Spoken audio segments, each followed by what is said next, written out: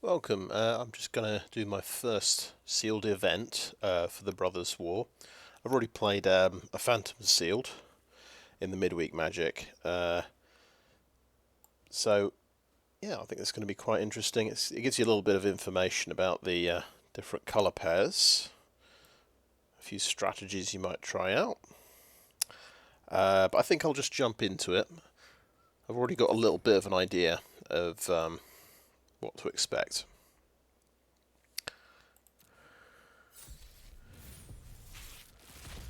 We'll just just look at the rares first. So we have in black we have Painful Quandary, 2 black and 3. Enchantment: whenever an opponent casts a spell, that player loses 5 life unless they discard a card. That seems very strong.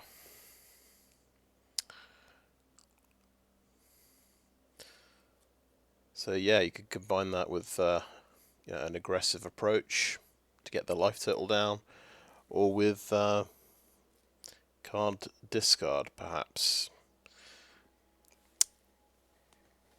Quite interesting, really. And it looks like we've managed to get 5 artifacts, which is quite impressive. We have the Stasis Coffin, legendary artifact for 3. So tap for 2, exile the Stasis Coffin. You gain protection from everything until your next turn.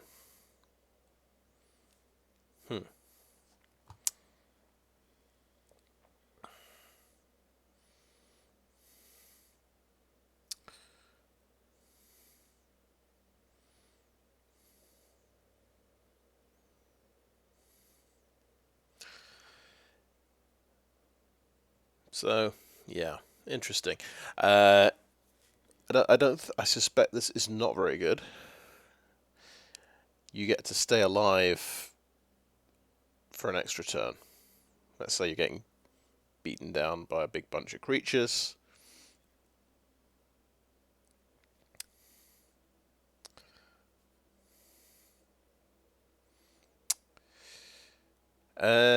If there's some kind of combo where you can somehow get away with copying this and exiling it every turn, so you have protection from everything every turn, I guess that would be the combo. You have to find something that can copy a legendary and make a kind of ignore the legendary rule, I suppose.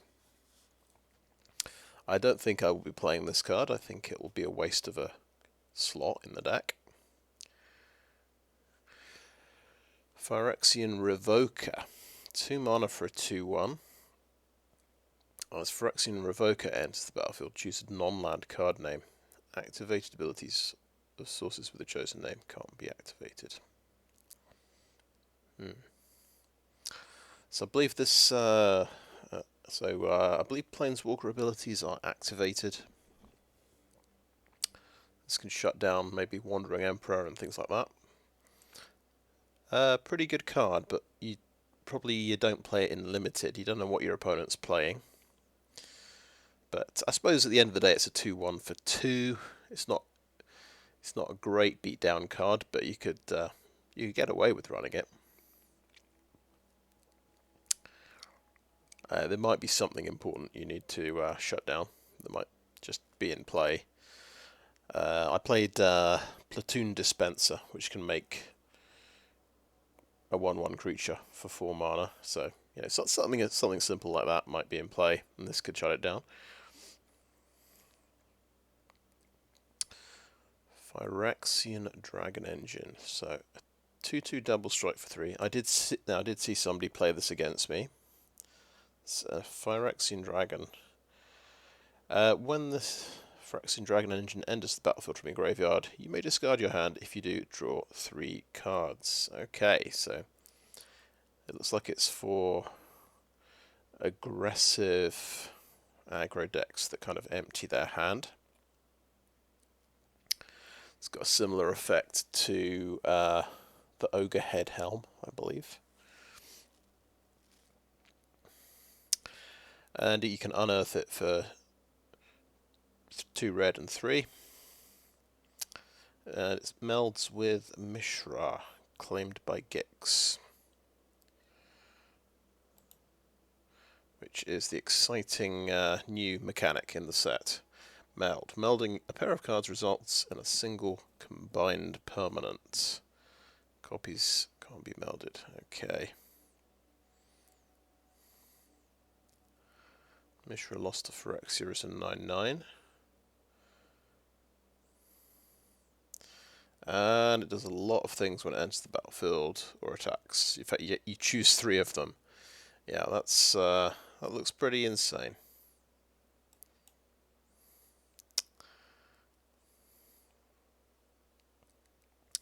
We have Aetherflux Reservoir. Now I'm quite familiar with this card already, so this is a reprint. I suspect that's what the symbol means in on the right, the set symbol. Well, I'll have to look that up, because you've got this cog with a line through it, and then you've got the cog with kind of a diamond in the middle. I know that this is definitely a reprint, because I've seen people playing it a lot. Whenever you cast a spell, you gain 1 life for each spell you've cast this turn. Pay 50 life, Aetherflux Reservoir deals 50 damage to any target. So definitely a combo card. It's very unlikely I'd play this in Limited, unless I had some ridiculous life gain thing. We have Bladecoil Serpent. Oh yeah, I did see a preview of this. So 6 mana and X. It's a 5/4. When it enters the battlefield, for each double blue spent to cast it, draw a card. So you could spend 6 blue and draw 3 cards. That could be quite good. When it enters the battlefield, for each double black, each opponent discards a card. And for each double red spent, it gets +1, +0, and gains trample and haste till end of turn. Okay, so it's for 2 red, it's a 6/4 trample haster.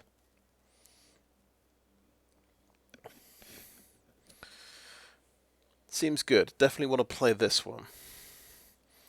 So I think the playables are Bladecoil Serpent, Phyrexian Dragon Engine, and Painful Quandary.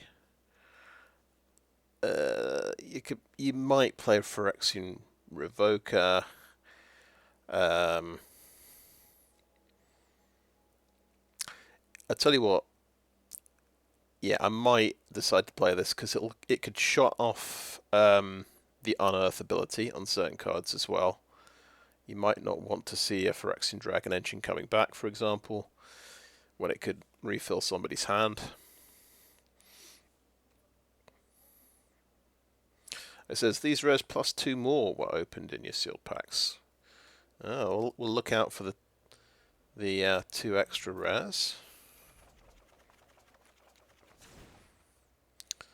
So that's kind of nice. It's sort of giving me bonus rares to think about. So now we're going to go colour by colour and look for useful cards. Well, so my system, I mean, you may have heard of the BREAD system. It's an acronym, BREAD, where you look for bombs, removal, evasion, aggro, and dross. So yeah, dross is your filler. I guess to fill out your mana curve, I'd say aggro would refer to your early filler, your sort of 2 drops and 3 drops, right? That's my kind of simplification. So in a 40 card deck, you probably want about 7 2 drops and 6 3 drops. And E for evasion and efficiency as well. So if something, you want to look out for things that are above rate, that have got really good, power and toughness for for the mana cost. So, for example, a 2/1 for 1 mana is pretty good, pretty efficient. Obviously, as well, evasion, so menace and flying, 2 main ones. You've got removal, of course, anything that takes stuff off the board, and I like unconditional removal, so I kind of don't count combat tricks so much, because that requires kind of a blocking interaction, which you can't rely on. So I just want a card which says destroy target creature, basically. And of course, bombs. Bombs are... It's a case of you know them when you see them. So that's usually a combination of different powerful effects. It could be removal and efficiency at the same time. But usually it's card advantage. It's going to, every turn, generate card advantage. But it might just be very, very aggressive. Or it might remove multiple things, like a board wipe. Anyway, so we'll go through these new cards. So we've got Loran's Escape for 1 white. Target artifact or creature gains hexproof and indestructible to end of turn. Scry 1. Okay. So this doesn't fit any of the categories. This is a protection spell. But this could be very, very good. If there's something very important in my deck that I want to protect, that's when I'd consider Loran's Escape. But we leave this on to the side to start with, because really I want good quality creatures, good sort of decent threats, persistent threats with evasion and removal cards. Maybe some card advantage as well. So Meticulous Excavation for 1 white mana is an enchantment for 3, so 1 white and 2, to return target permanent you control to its owner's hand. If it has Unearth, instead exile it, then return that card to its owner's hand. Activate only during your turn.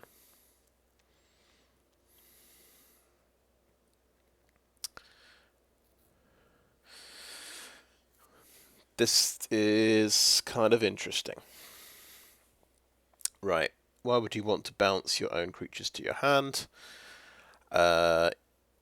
Only during your turn. Because you want to get the enter of the board effect again. That's the obvious thing. There's a few cards that say, destroy target attacking creature. So you could protect a creature from those on your turn. It's kind of interesting. So the unearthed creatures get to be exiled, and then you return the card to its owner's hand. So I wonder if there are leave the battlefield effects, or enter exile effects that can trigger from that. It's kind of interesting. I've never seen that particular mechanic. Exile a card and then return it to your hand. There's probably some important reason for that. So this seems... the power of this card is very conditional. I cannot evaluate it right now. So we'll leave this on the side as well. Military Discipline, 1 white mana, aura enchantment with flash, and enchant creature. Okay, enchanted creature gains first strike. Okay, cool. So this is a combat trick. This is what it said about conditional power, conditional removal. This is basically conditional removal. So we leave this to the side as well. But it's pretty decent filler. It's a good price. It's 1 mana to get first strike.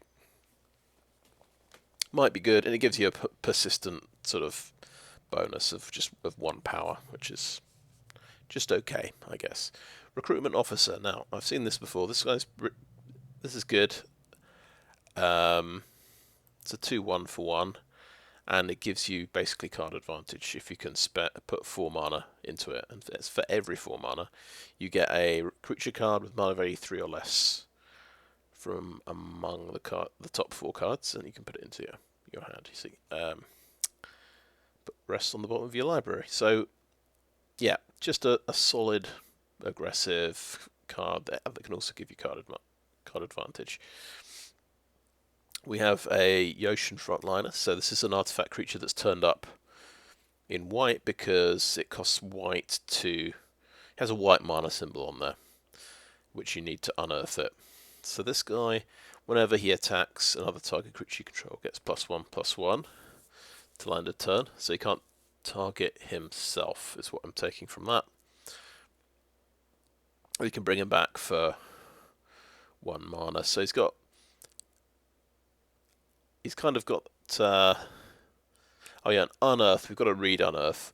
Return this card from your graveyard to the battlefield. It gains haste. Exile it at the beginning of the next end step. Or if it would leave the battlefield.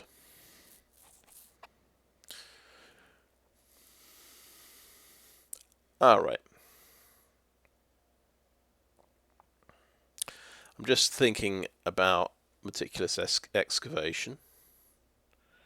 I think this is why when you unearth something, you exile it and return it to your owner's hand. So this is the combo with the Meticulous Excavation. You unearth something, perhaps swing in to do some damage, and then you can Meticulous Excavation. You can activate that to bounce it back to your hand, and you get to replay it. So this is the unearth combo, I think, to get more value out of your unearth cards. So that's quite interesting. So these two go together. Is this guy any good? I'll tell you what, I think this is interesting enough. I'm going to include now Meticulous Excavation and both Gixian Frontliners. I don't know if we'll play these, but that's a bit of extra value. So you can kind of have a chump blocker that you can... But potentially it seems, the way this seems to work, you get a chump blocker that you can recycle. I suppose it's a little bit like those, I think, things like Persistent Specimen. So the guys you can bring back from your graveyard, it's directly into play for about 3 mana. So I wasn't super keen on those guys unless I had sacrifice effects. But still, I think it's kind of interesting. Right, we have Ambush Paratrooper, 1/2 for 2 mana with flash and flying. For 5 mana, creatures you control get +1/+1 till end of turn. So yeah, not amazing because the stat line of being 1/2 is kind of unimpressive.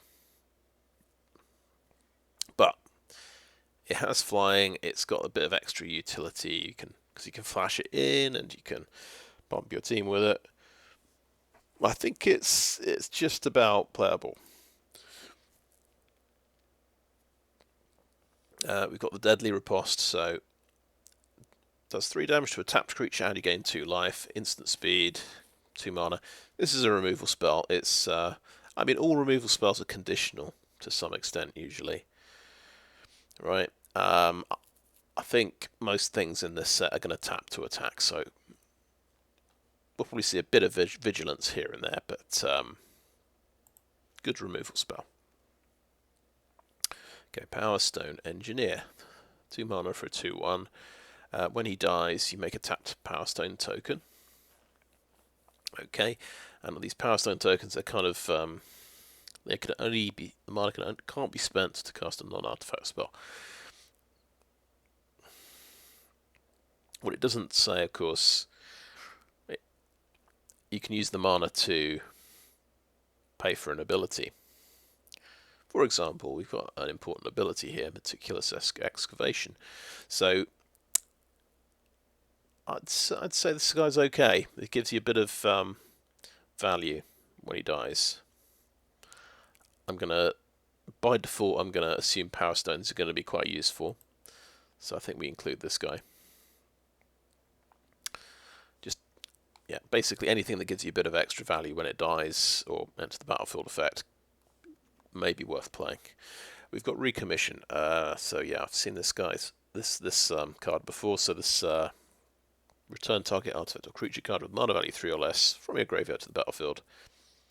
And if a creature enters the battlefield this way, it enters with an additional +1/+1 counter.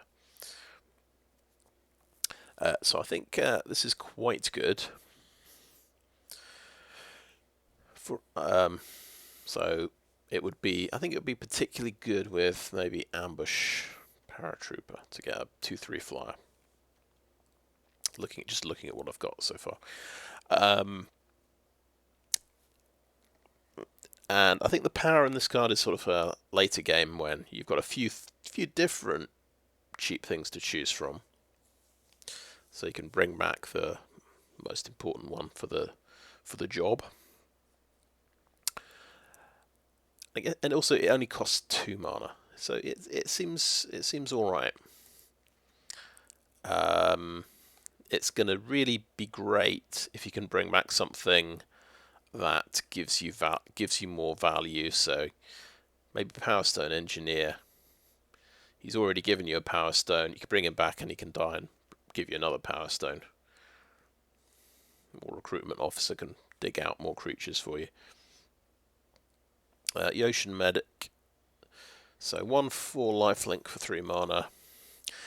It's a very defensive card. I think in a more control style deck, this is a reasonable wall to have. It's basically a wall, but usually we want to be playing a bit more aggressive. So I think for the moment we leave this out. Scrapwork Cohort. I was playing this yesterday, and it's pretty good. 4 mana and you get 2 creatures. You get a 3/1 and a 1/1. I think this card's quite a lot like the Rural Recruit from Crimson Vow, where that was when you got a 1/1 training guy and a 3/1 pig token. So it's kind of switched it around. The actual card is the 3/1. This has Unearth on it as well. So imagine unearthing this guy for 3 mana, swinging in with haste for 3 damage, and then spending 3 mana with your Meticulous Excavation to bounce it back to your hand. And we've got 3 of them as well. So pretty good chance of getting out Unearth combo, as long as we can get the Meticulous Excavation. Right, we have Tocasia's Onulet. So 5 mana for a 4/4. I do remember Onulet from back in the day.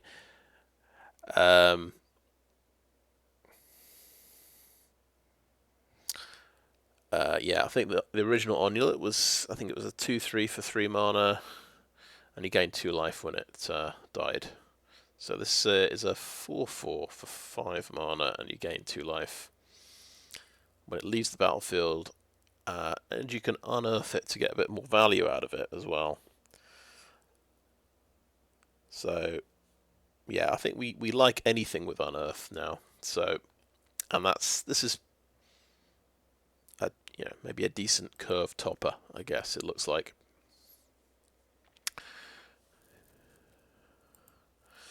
So as usual, I kind of ended up including almost all the cards for our deck, but we'll just have to cut these down later. We'll just decide. Well, we'll decide what colours we're playing, I guess. This looks like not so many blue cards. So we have the Air Marshal. 2/1 for 2, and he can give soldiers flying. So that's evasion. That's quite good. It's quite mana intensive, but it's a nice option to have. Curate. So they brought back Surveil. So that is a mechanic from Guilds of Ravnica. Look at the top cards of your library and then put any number of them into your graveyard and the rest on top of your library.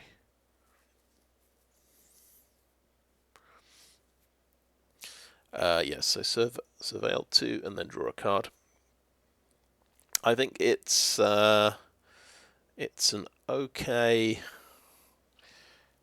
card draw card. It doesn't dig quite as deep as an Impulse. You don't quite have the same card selection. But you can dump things in the graveyard, and there's graveyard value in this set, so maybe it's as good as an Impulse almost. Okay, we have Defabricate. So this is an uncommon. Choose for 2 mana, choose 1, counter target artifact or enchantment spell. The spell is countered this way, exile it instead of putting it in its owner's graveyard. Counter target activated or triggered ability. Okay, I think in this set, this is going to be pretty good. I think this is going to be quite playable. So, we want that. Philagi Archaeologist. So, 2 mana for a 0/3. It can be a 1/4 if you don't put a non-creature, non-land card into your hand. So it mills 3 cards, basically. Quite a defensive card, and it's kind of for the self-mill strategy. I don't think we include this at the moment. Machine Over Matter. So 2 mana. It costs 1 less to cast if you control an artifact creature. Return target non-land permanent to its owner's hand. Okay.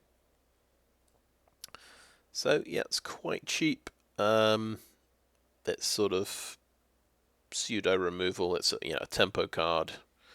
It's going to force your opponent to spend a bit more mana.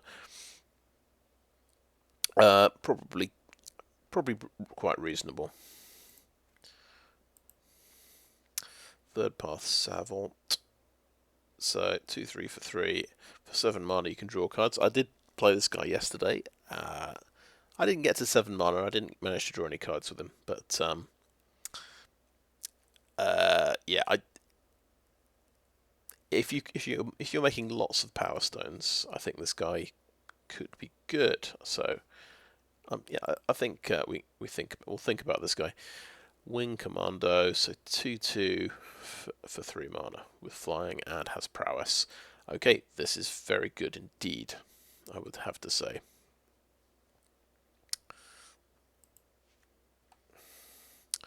And Desynchronize, so it's a 5 mana removal spell, which lets you scry for 2 as well.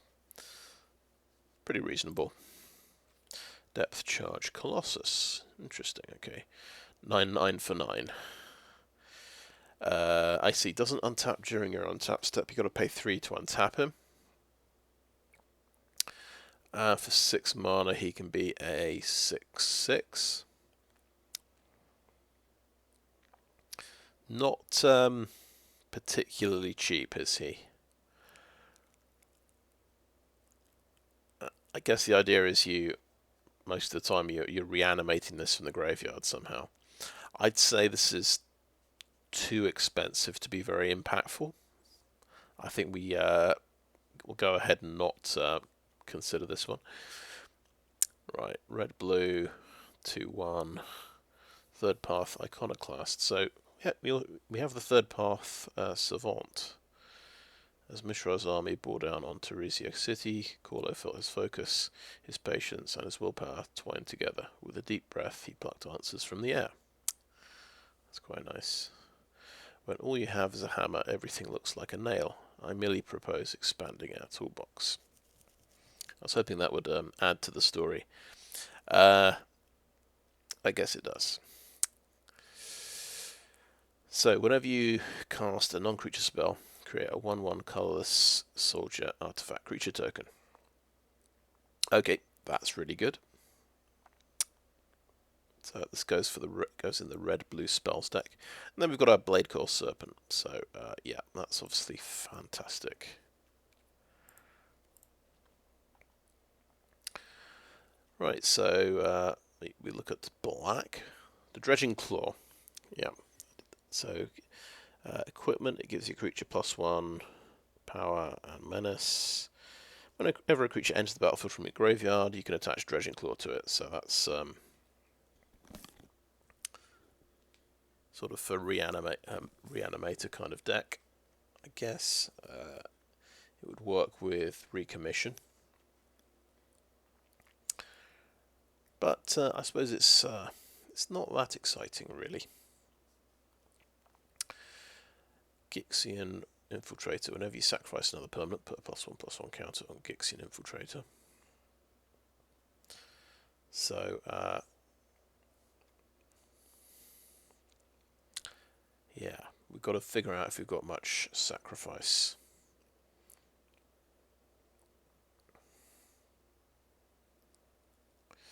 Yeah, so on Earth, I was just checking to see if it said sacrifice, but actually it says exile it at the beginning of the next end step. So that does not help out. It's not good news for Gixian Infiltrator. This guy would be great in a treasures deck, but I think it's probably too conditional for this to be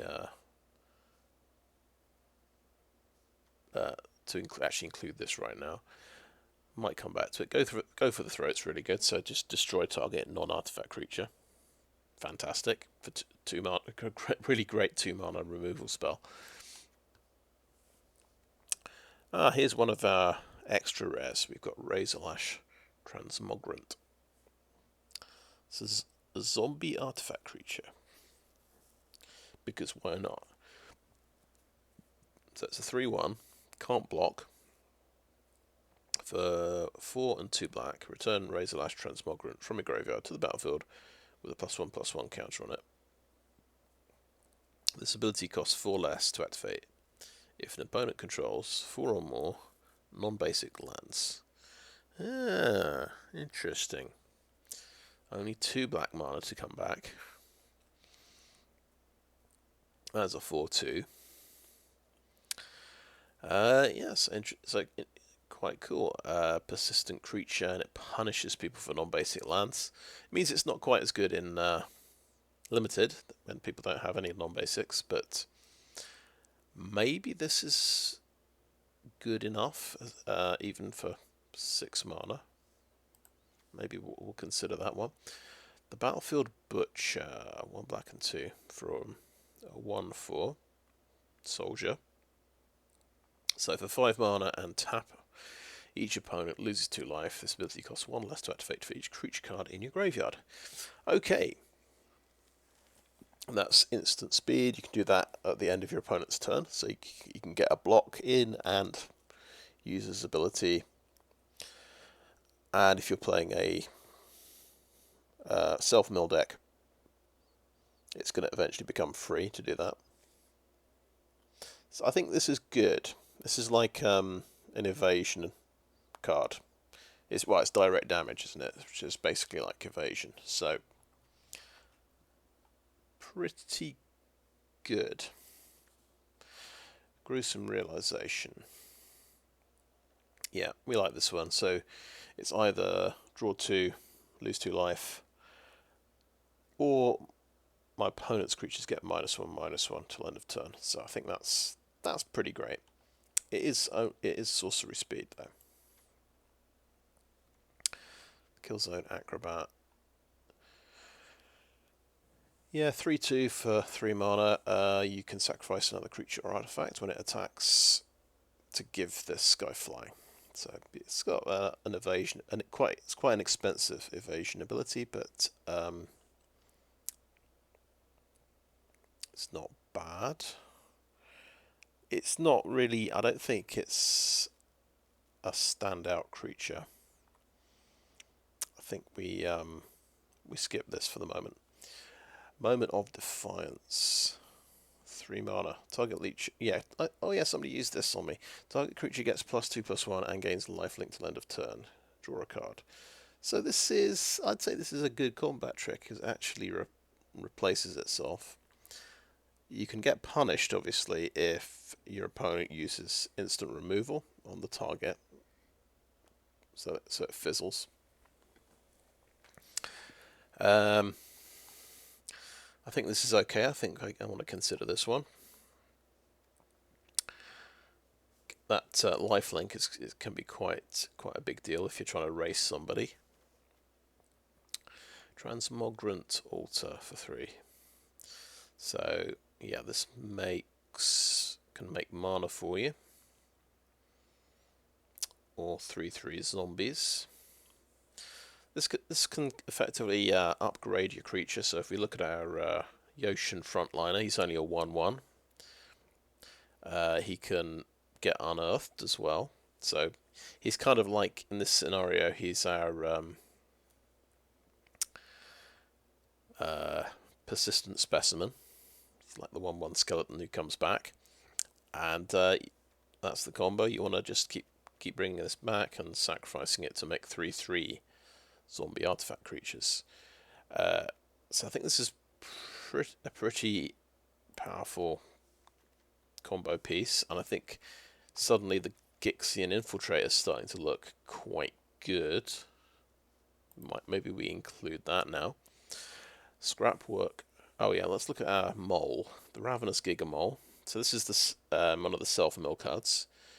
4 mana, he mills 3. You can either get a creature card from the milled cards, or give the guy a +1/+1 counter, make him a 3/4 for 4. So I'd say, yeah, semi-decent. Depends if you want to do the self-mill thing. So we'll leave this to the side for the moment. We have 3 Scrapwork Ragers.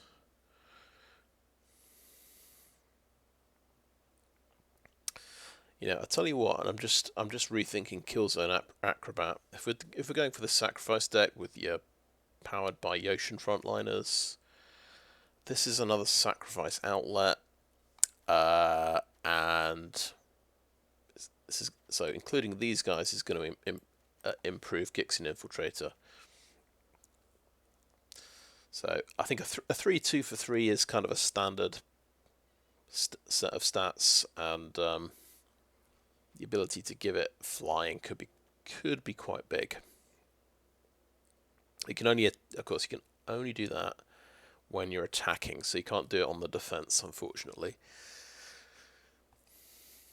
Yeah, Scrapwork Rager. So this Phyrexian Horror, 2/2 for 4 mana. When it enters the battlefield, you draw a card and you lose 1 life, and you can unearth it as well. So this is actually pretty fantastic. This is a great fodder creature for our sacrifice plan. It is expensive though, but you know, drawing cards usually isn't that cheap. But yeah, it's going to work. This is your late game kind of fodder creature. Your early game fodder creature is your Gixian Frontliner. And just let's reread Unearth, what it says on there, because you can't just keep sacrificing these guys. So when it returns from the battlefield, it gains haste. Exile it at the beginning of the next end step, or if it would leave the battlefield. Yeah, so yeah, forget what I said about being able to use this like persistent specimen and keep sacrificing it. It only comes back once with Unearth. When you sacrifice it, it's going to get exiled. Okay, so it's not quite as good as I thought. I think that would be ridiculously good. So yeah, we just added Scrapwork Rager, so that does seem pretty powerful. We have No One Left Behind. Oh yeah, lots of people were using this on me yesterday. 5 mana sorcery, costs 3 less to cast if it targets a creature card with mana value 3 or less. Return target creature card from your graveyard to the battlefield. Oh right, yeah. No, this, I thought for a second this was the removal card. So this is your standard 5 mana reanimation spell. So if we can compare this with the recommission, so that's just 2 mana for something mana value 3 or less. So this is the black version, kind of a recommission, but it can only bring back creatures, but it can bring back big creatures. So if you remember our 9/9,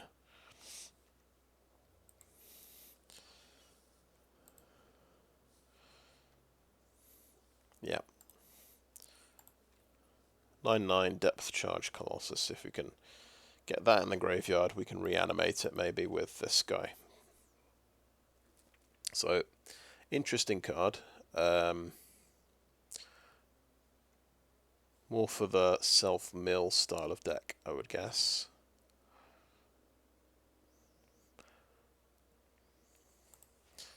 And it can just act as an extra copy of Recommission. I think there we go. Overwhelming Remorse is actually the card I was thinking of. This is the removal card. 5 mana, instant, exile target creature or planeswalker. So that's fantastic. It costs 1 less to cast for each creature card in your graveyard. I think that is excellent. And then we have our Painful Quandary. This seems pretty brutal, got to say. So this is quite a convincing argument for playing black. Whenever opponent casts a spell, that player loses 5 life unless they discard a card. Let's look at Junkyard Genius. So black-red, 3 mana, 2/2. When he enters the battlefield to create a tapped Powerstone token, so that's a really powerful, that's a good enter the battlefield effect, especially if we're reanimating these guys. For 3 mana, sacrifice another creature or artifact until end of turn. All other creatures you control gain +1/+0 and gain menace and haste. Okay, that is a very good team pump spell. Gives the team menace as well. That seems very strong. So I guess you're aiming to sacrifice your excess Powerstone tokens.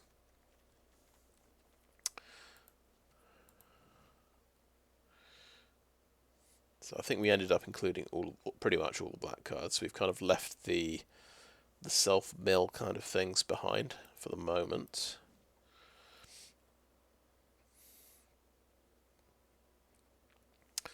Right, so red. Goblin Blast-Runner. 1/2 for 1. If you sacrifice the permanent this turn, it's a 3/2 with menace. Yeah, that seems okay. Yeah, some kind of sacrifice deck. We've definitely got a sacrifice theme we can work on. Right, Bitter Reunion.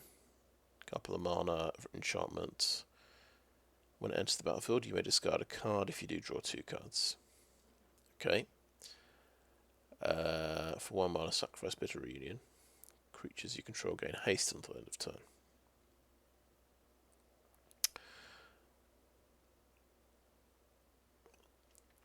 Okay, it's interesting, kind of hard to evaluate, but it is basically a bit like the other cards that let you discard and draw 2 cards, and it just has a little bit of upside as well. You can use it to get a bit of haste. Yeah, maybe that's potentially worth playing. Mishra's Domination, Chant creature for 2. Oh, that's right. Yes, like a giant strength, or you can stop something from blocking. Maybe that makes this playable. Scrapwork Mutt, 2 mana for a 2/1. So this lets you discard and draw, and you can unearth it as well to do that again. Okay, I like the sound of that. Whirling Strike, so this is the combat trick, first strike and trample till end of turn, +2 power. So, because it's a combat trick, I tend to ignore it. Excavation Explosion, though, that does 3 damage to any target and makes a Powerstone token, that's a good one. Giant Cindermaw, 4/3 trample for 3, so that's just I think that's a good rate. Also, players can't gain life. Quite aggressive. And good. Obviously the Dragon Engine is good, so we include that. Atomical Scrapsmith, so 3 mana for a 2/1. mill 3 cards. You may put an artifact from among the cards milled this way into your hand. And if you don't, you put a +1/+1 Tentacle Scrapsmith. So these, yeah, a lot of these self-mill cards are just a kind of card advantage cards. Or you get, you know, an extra. They get a better rate of on their stats. I think it's quite good, but I think I'll leave out the self-mill cards for the moment. Phyrexian Chain Dancer. 2/4, 4 mana, and you can pay 2 to give it double strike. It's effectively like you can make it a 4/4.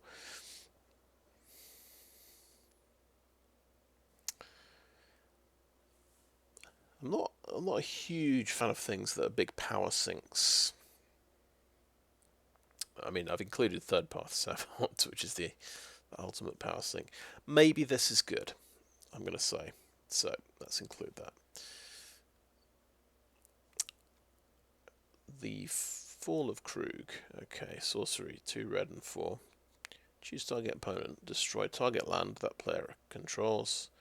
The Fall of Krug deals 3 damage to that player and 1 damage to each creature they control. So it's a big, expensive land destruction spell. And it's like a mini sweeper, and it's a bit of direct damage as well. The thing I'm interested is in the sweeper, the 1 damage to each creature. We've got that effect as well on Gruesome Realization. That can give you creatures -1/-1. And there's a few 1 toughness creatures going around, so this might, at the moment I'm not too enthused about this card, but it depends on whether people have a lot of 1 toughness creatures. So I think I leave this out for the moment. Right, Blitz Automaton, so 6/4 haste for 7 mana. And could be a 3/2 haste for 3 mana. Okay, I think haste is kind of like an evasion ability. And I think I include this one. I think I like this one. We have Phyrexian Dragon Engine, so 5/5 flank for 8 mana. And it has this sort of expensive fire breathing. You can make it... It can be a 1/3 flyer as well. Maybe this is fine. Yeah, I think because it's got flying, that makes it a bit more valuable.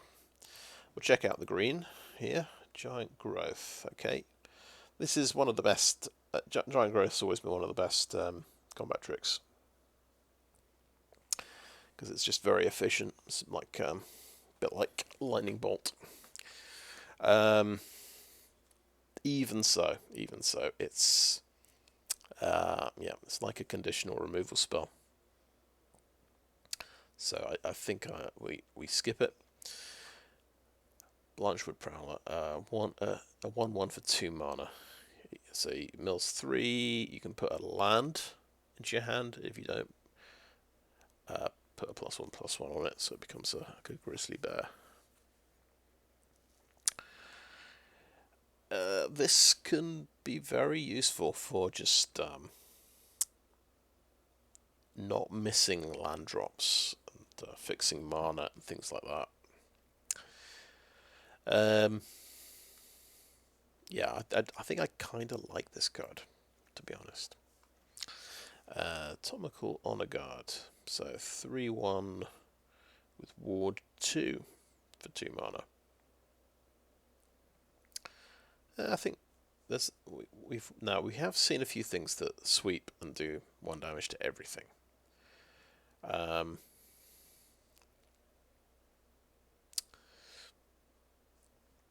think this is all right though. I like Ward 2.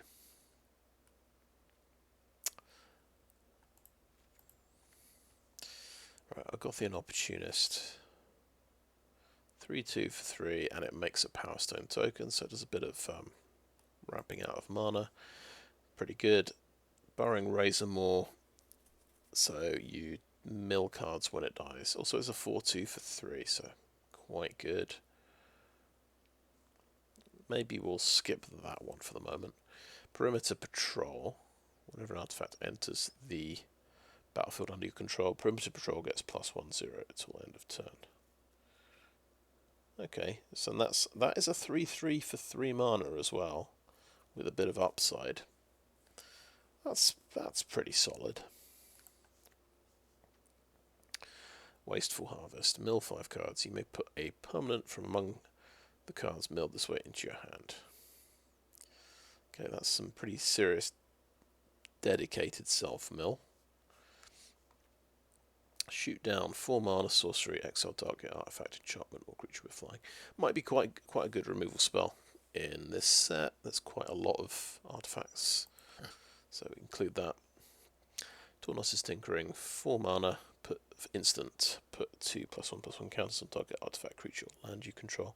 Untap that permanent. If it isn't a creature, it becomes a 0/0 creature in addition to its other types. So it can basically turn something into a grizzly bear, or you can pump something up permanently, and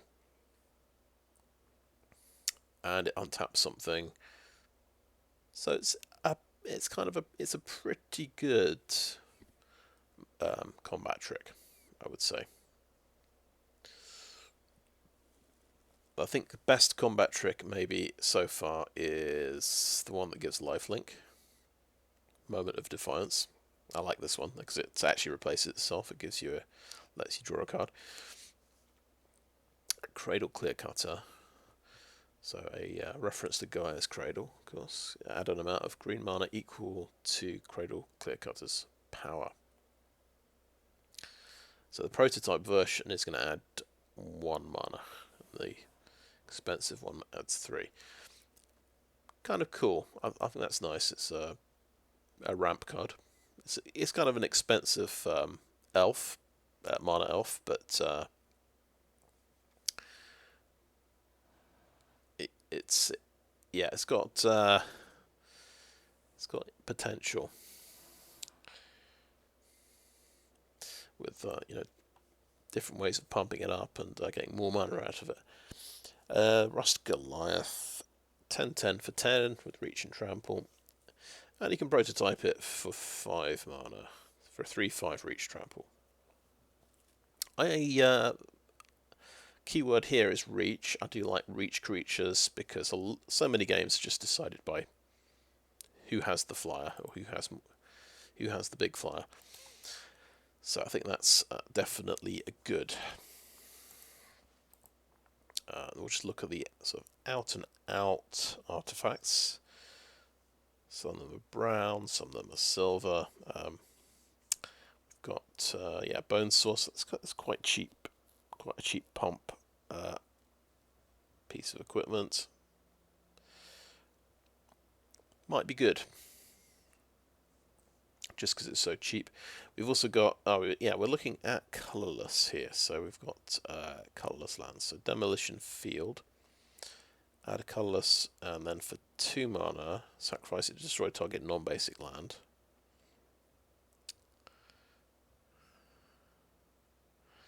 They can search for a basic land. I can search for a basic land. I feel like this is exactly the same as Field of Ruin, isn't it?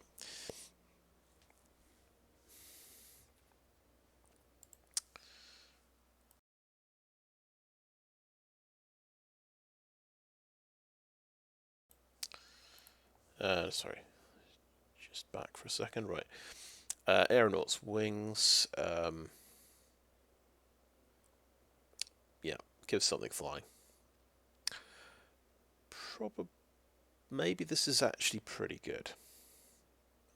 Not seen a lot of things with flying, so it might be quite an important ability to have.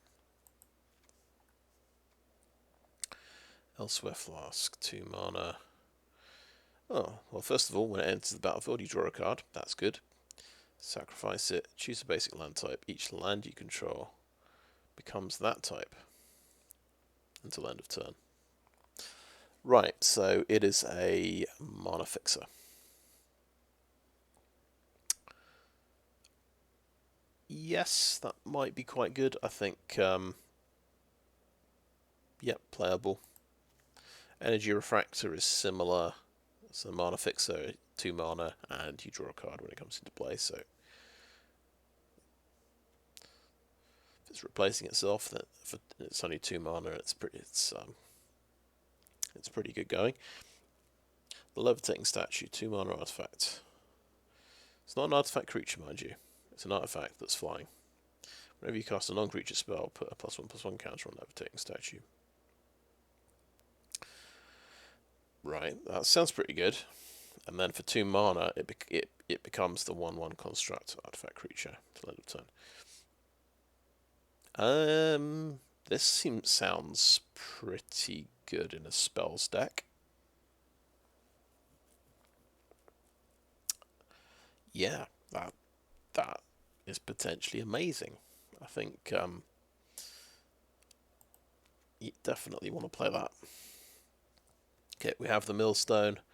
Not too worried about that. Phyrexian Revoker. This might turn out to be quite good. So I think this is playable.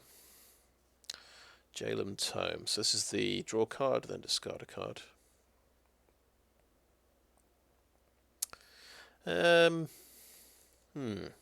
Is this good in 2022? Because this, yeah, sure, this used to be good. Yeah, maybe that's okay. Maybe that's okay. All right, this is the other rare that the other surprise rare we were missing. Liberator, Urza's Battlethopter. Well, I like it already. So it's a 1/2 flash flying for 3 mana. It's a legendary artifact creature. Okay. You may cast colorless spells and artifact spells as though they had flash. Okay, that's cool. Whenever you cast a spell, if the amount of mana spent to cast that spell is greater than Liberator's Battlethopter's power, put a +1/+1 counter on Liberator. So this is another flyer that grows. That's pretty exciting. So you've actually got 2 of those, 2 flyers that grow. Levitating Statue as well.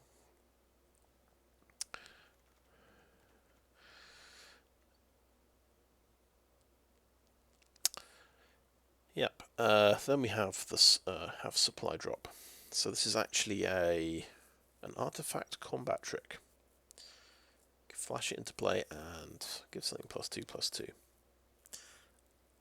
And later you can sacrifice it for 4 mana and draw a card. So it doesn't cost. In the long run, it doesn't cost you a card. So it's one of these combat tricks that's basically a cantrip, like a Moment of Defiance. Moment of Defiance is still better because this gets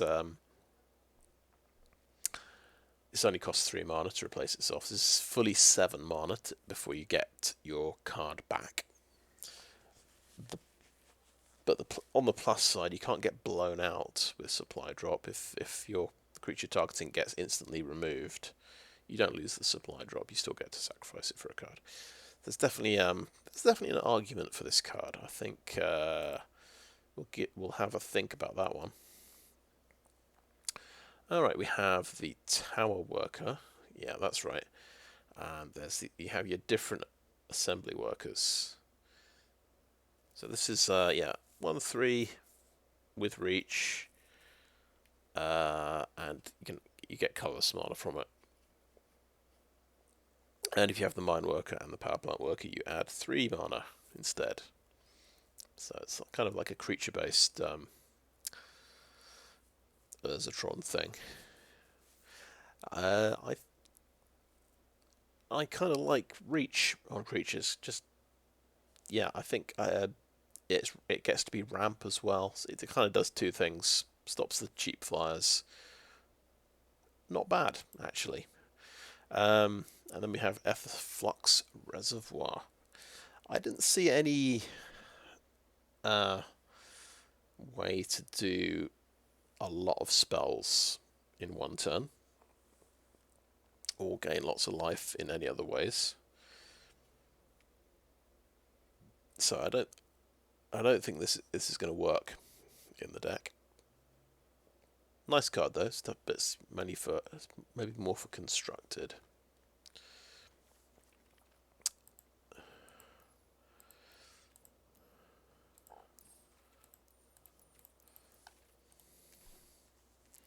Yeah, just the demolition field is the only land. So that's that is a first pass through all the cards, and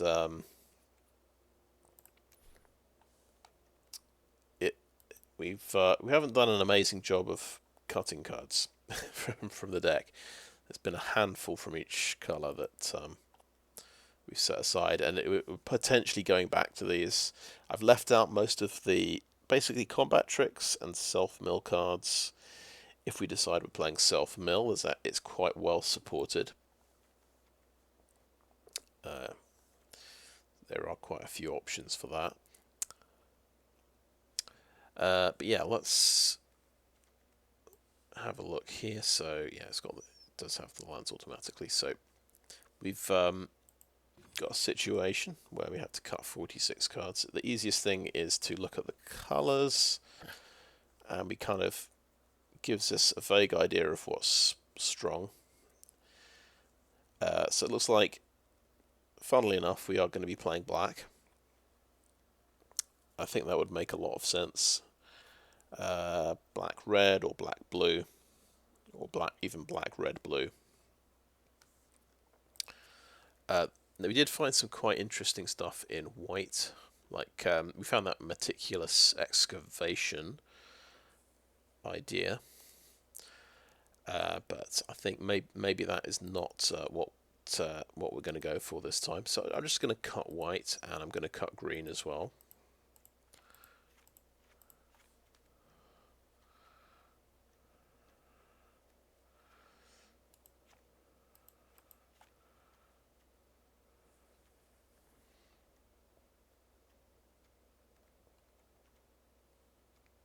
Because you've got to be careful and check these artifacts to see if they've got green activation costs or white activation costs.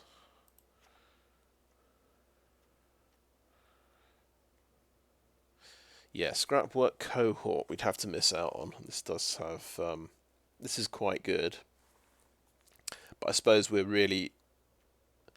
favouring Scrapwork Rager, which gives, instead of the 1/1, it's giving us an extra card, which is probably a bit better in most situations. So I think I'm okay dropping that. Yeah, that's the Onulet.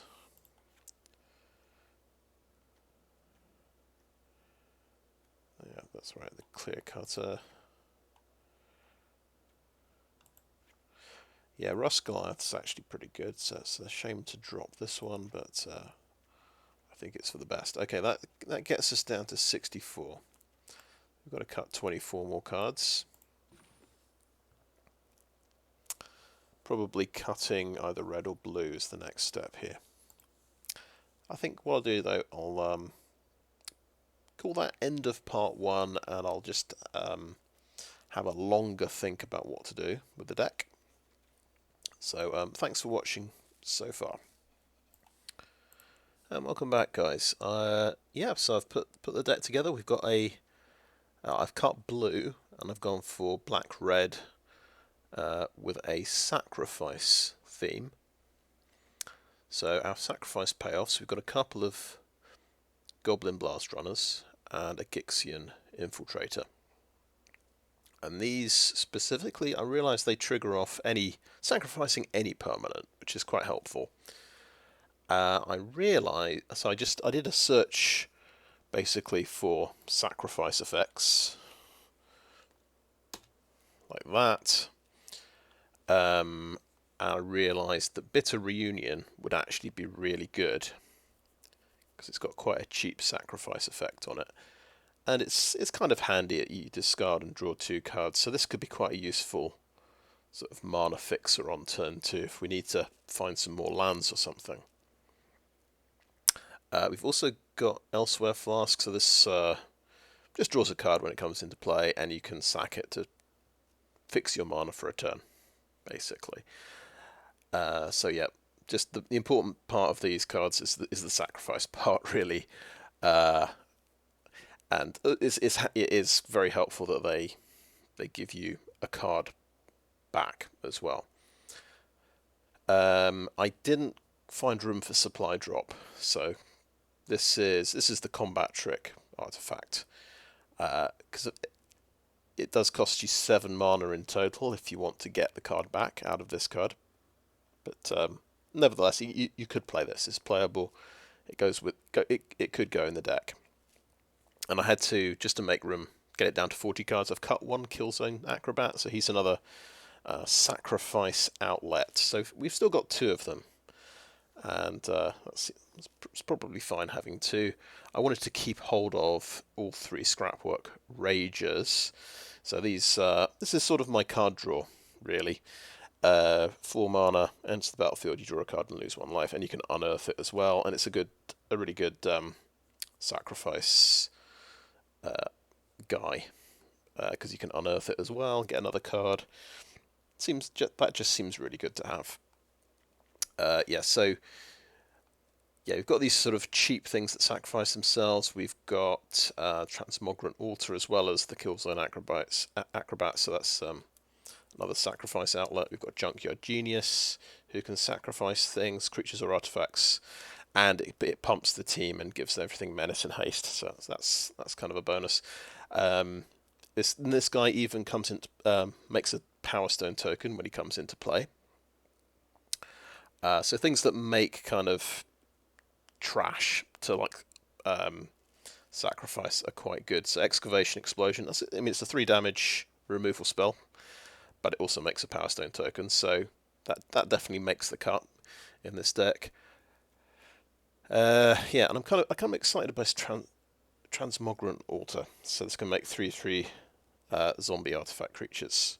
You have to sacrifice a creature, so other artifacts won't work with this. But could definitely be good for maybe if you're bringing back a Scrapwork Mutt with Unearth, then sacrifice it to the Transmogrant Altar to make a permanent creature. That could be quite good.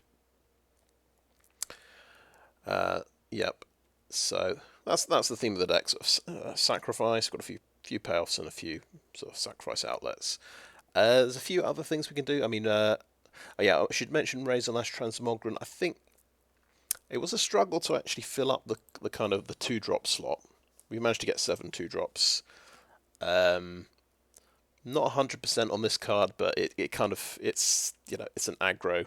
It fills the sort of aggro slot. But 3/1 for 2.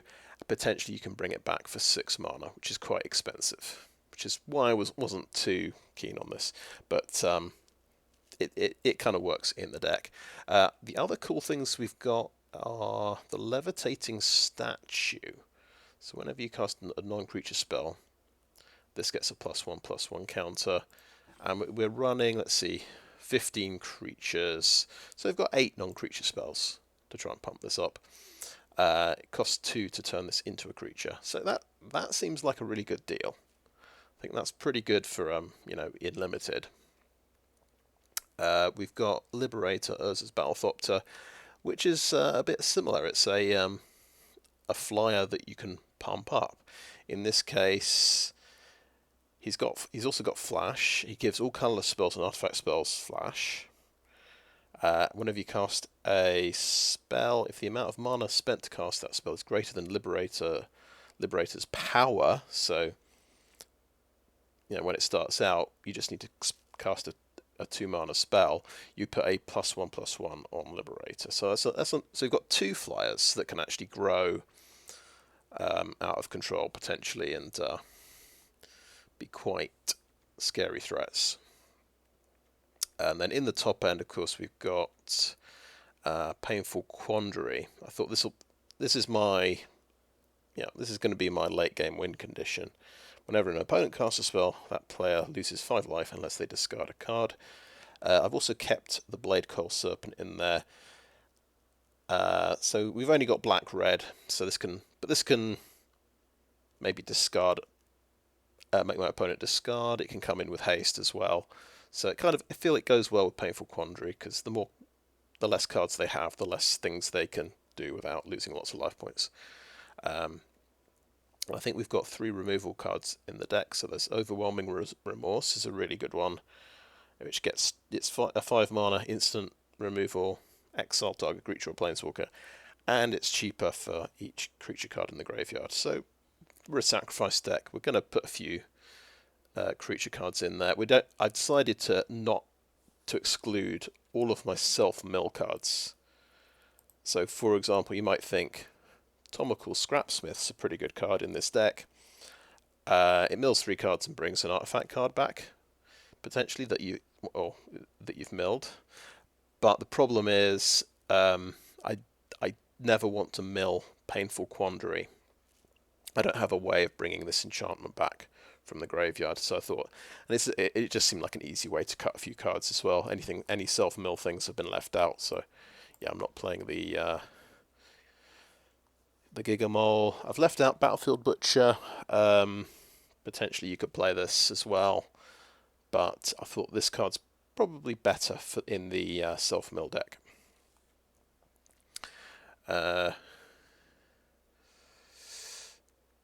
Yeah, Phyrexian Dragon Engine's another quite good one, so that can that's another potential card draw thing when you unearth it. I thought I'd run Giant Cindermaw, so just because it's a 4/3 for 3, which is quite good, and it stops my opponents gaining life, so that makes the cut, I decided. Yeah, that's basically the deck. I hope it does something. I feel like it seems pretty good.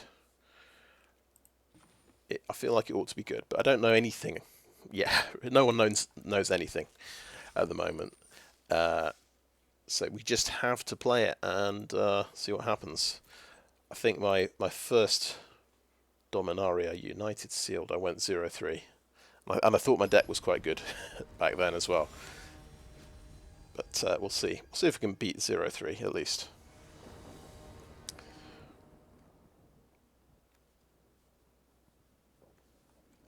Okay. We've ended up with a lot of 3-drops. We do have 3 mana, but in both colours of mana. I think we have to keep this. Opponent's going first. They've got Evolving Wilds.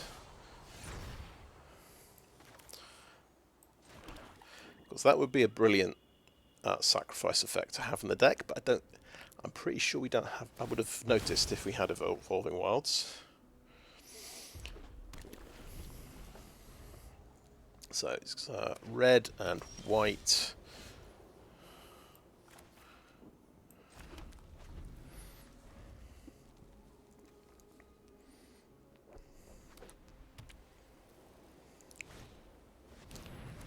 Okay, Giant Cindermaw. We cannot gain life.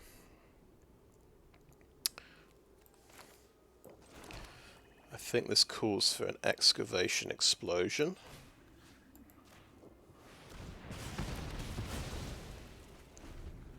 You could put out a 3-power creature, but potentially then he's going to blow it up.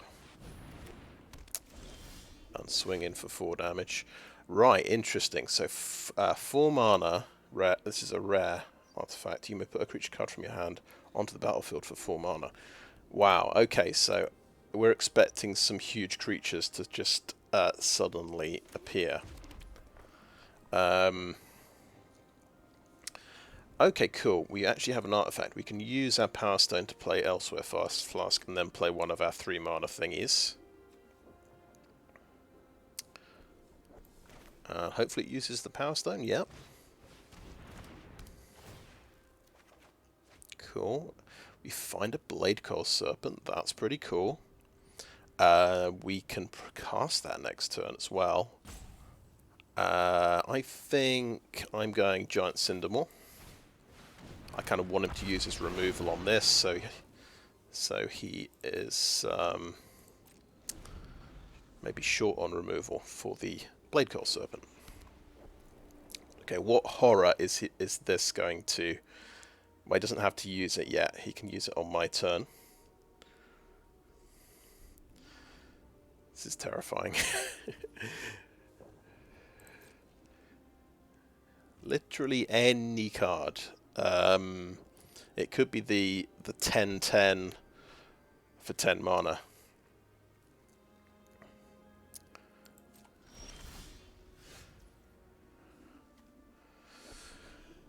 Okay.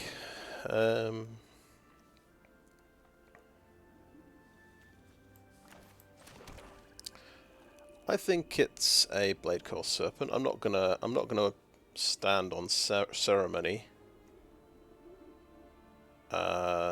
It's gonna get haste. He's gonna have to discard a card. We're gonna pay 0, I believe.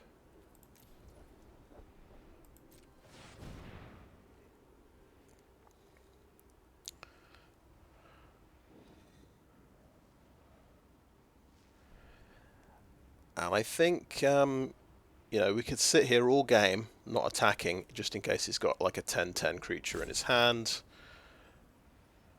Or we can gamble.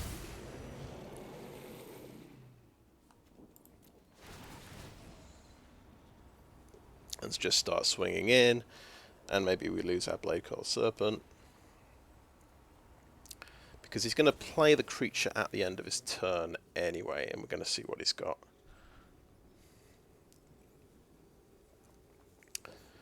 He loses a card. It's Mishra, Excavation Prodigy. I think we just boldly swing in. And yeah, if he made the hit, if he found the big creature, fair play. He's won the game. And I think holding back and not attacking probably isn't going to win me the game particularly. But we'll see what he's got.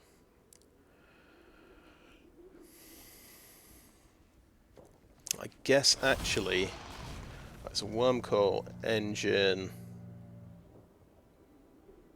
Nice. Okay. He made a good hit. It's something pretty nice. And he's going to eat my Giant Cindermaw. That's fair enough.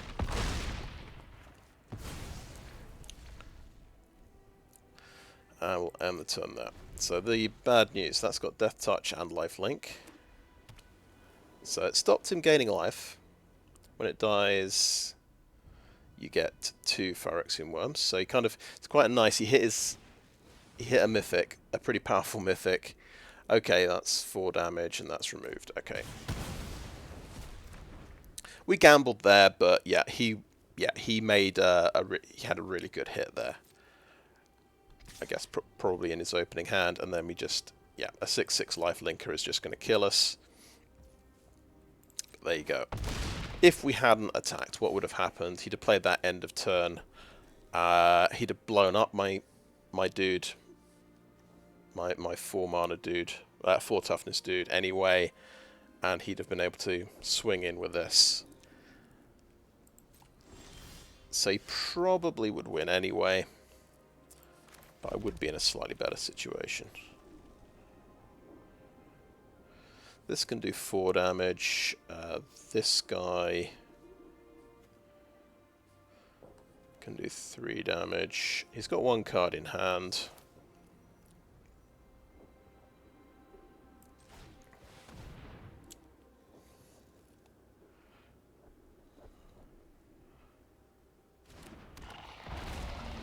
My only chance is really to double block. And even then, it's pretty bad. Pretty bad news. He gets a couple of 3/3s afterwards.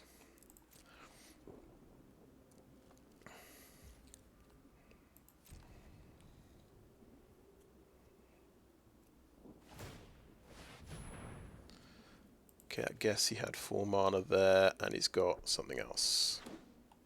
A 5/5 Phyrexian Dragon Engine, so he's made 2 really fantastic hits.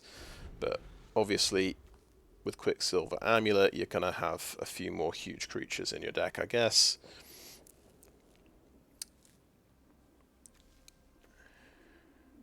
So he's hit 1 rare, a mythic rare, and actually that's just an uncommon. Fair enough.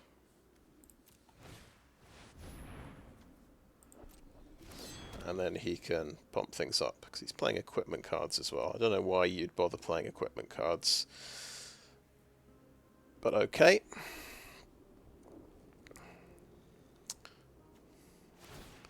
Wants a little bit more lifelink out of this dude, I guess. Yeah, it doesn't give first strike or anything.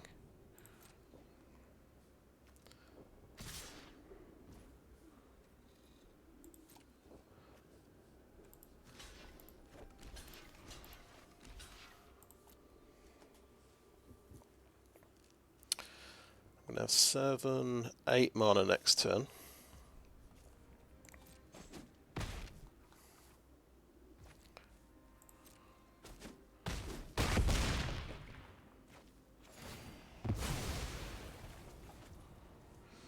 And he gets a couple of 3/3s. Lucky old him. Over to my turn. We'll just decide. Okay, we've got 7 mana. If you unearth this, it gets exiled, by the way, at the beginning of next end step. And it's sorcery speed. It's not that useful for my situation at the moment. This guy, unfortunately, is only power 2, so we can't even deal with the Phyrexian worms here.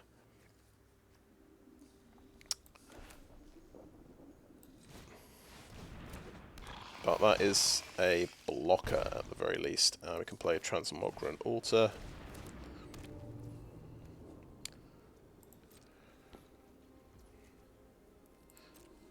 And potentially, yeah, he pumps that to 8, so we just still lose.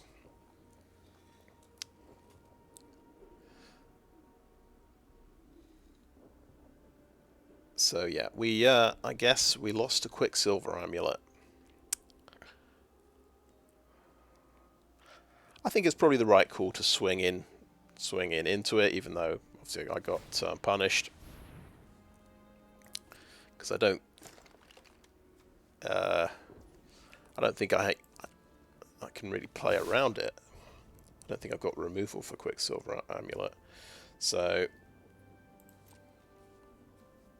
yeah, that is activate as a sorcery. We'll just block one of these things and die.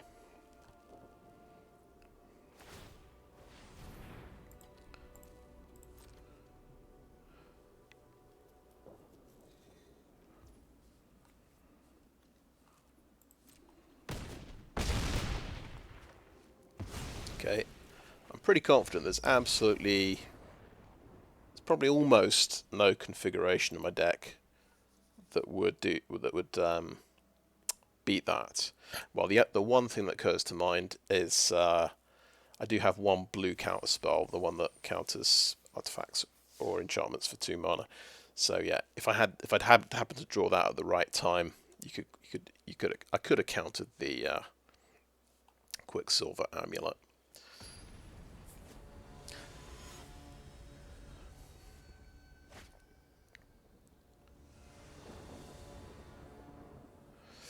Okay, we have 3 land. We kind of got more of our top end here.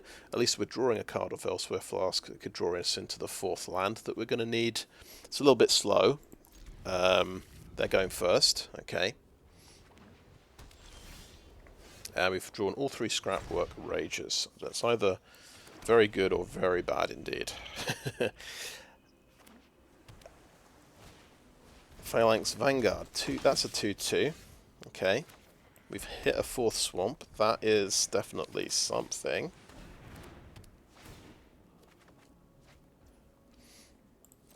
But we're going to get beaten up this turn.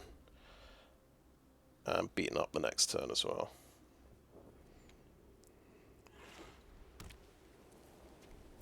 But I do not like...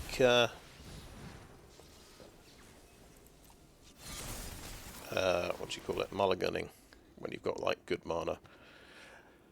Right, yeah, this is a good one because you draw a card when it comes into play. It's just pretty nice. So he swings for 3.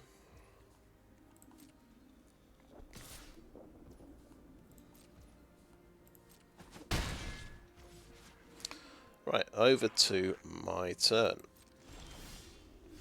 Well, I've got the Painful Quandary. But I think that's literally all of my top end apart from the creature. Which is, I guess, something that can happen. If you have 3 expensive cards, you're guaranteed to draw 2 more of your expensive cards. That's just how Magic works. So far, it's 4. I'm looking at 4 damage this turn. Oh, that's a relief. So he's drawing a card with that. It is pumping up the phalanx. So looking at 5 damage so far. This guy, of course, causes me to lose a life point.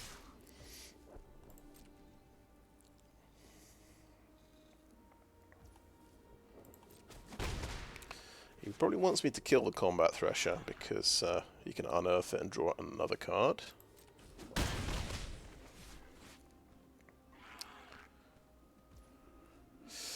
Okay, over to my turn. Interesting. What did I say last turn? Well, the only part of my top end that I haven't drawn yet is the creature, the Bladecoil Serpent, and there he is. If I can survive, this is a pretty good hand. I'm just going to be dropping bomb after bomb on this guy. Has he got a counter spell for this? No, he has a card draw card. Okay. I don't hate that.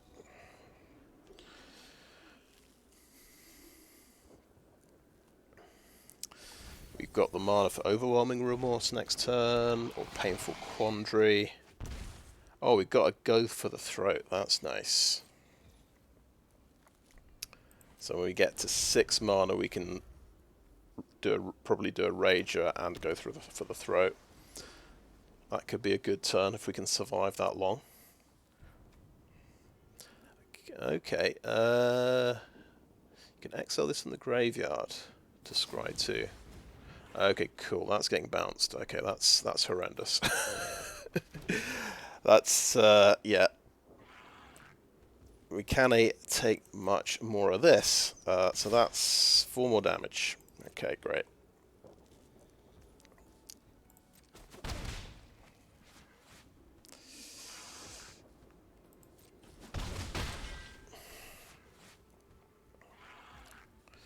Okay, my turn.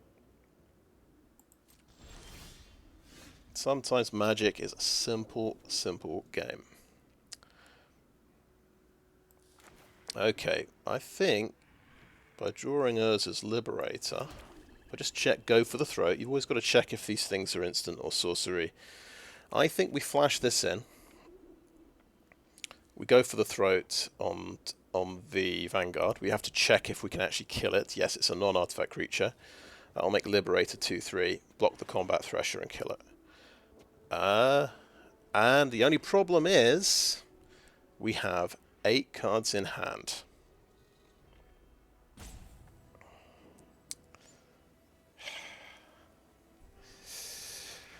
Right. Do we want to discard a card in order to surprise my opponent? I'm going to say yes. Yes, I don't mind discarding a card.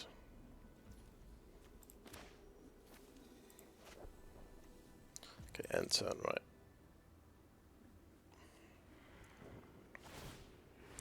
He's going to scry for 2, okay.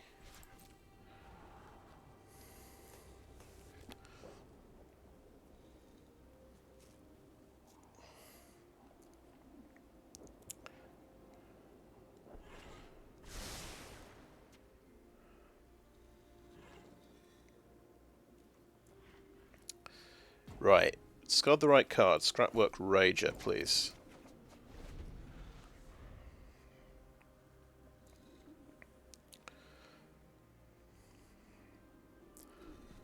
He might have counter magic, of course.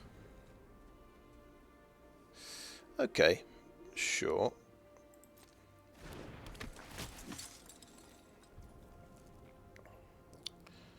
Sure. Now we have Overwhelming Remorse for the Aeronaut Cavalry. Right, pass to attackers.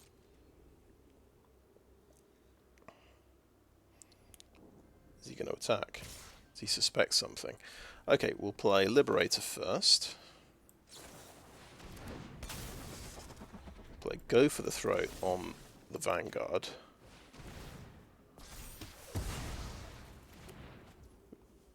We'll block the Combat Thresher.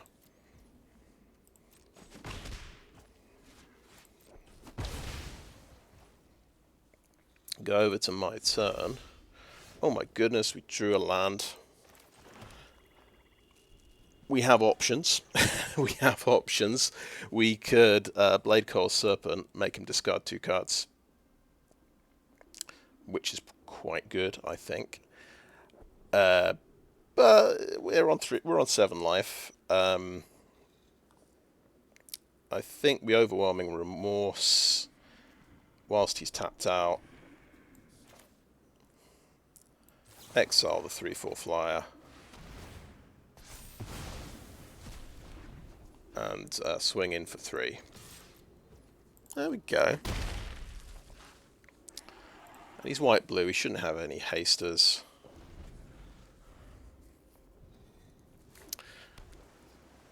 And we'll see if he taps out again. We're worried about counter magic.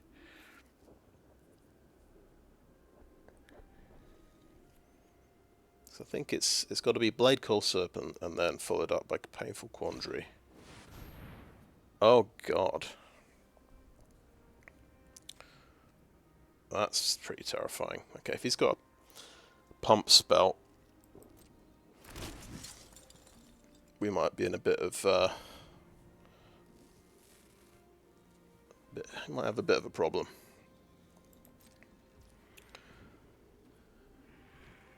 Okay, over to my turn.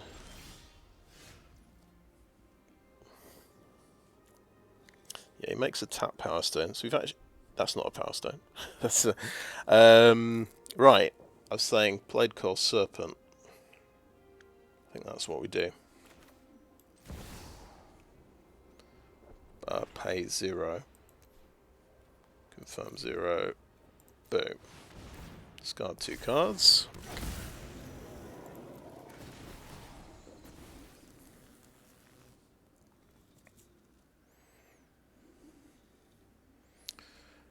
Don't know what the pump spells are in this set. I don't know whether do we have to stay back with the Liberator here. Okay, cool. Got rid of a counter spell, got rid of a deadly riposte. Do we play super safe and keep Liberator back? I'm going to say yes, we do. And keep Bladecoil Serpent back as well. Because we're going to follow up with Painful Quandary, and then it's going to be... If he can't counter that... Cool. One of his cards is a land. Is the last card a big pump spell that just kills me? We'll just have to see.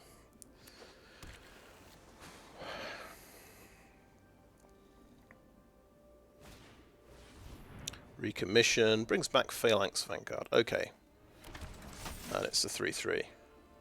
That's not... too terrifying. Okay, over to my turn. Okay, I think we just get down the Painful Quandary. It'd be nice to play Levitating Statue first. I think that might be a bit greedy.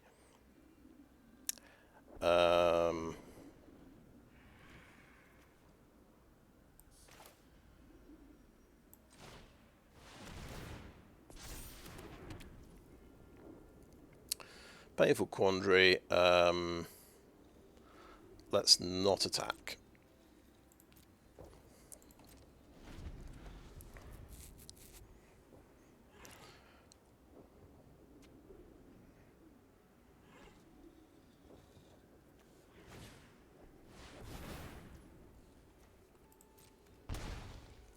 Okay, he's going to pay 5 life for that guy.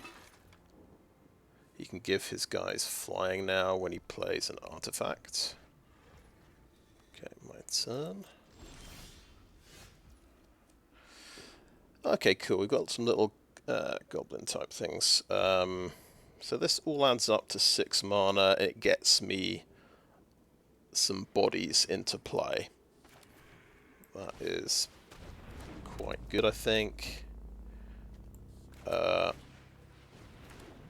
Junkyard Genius gets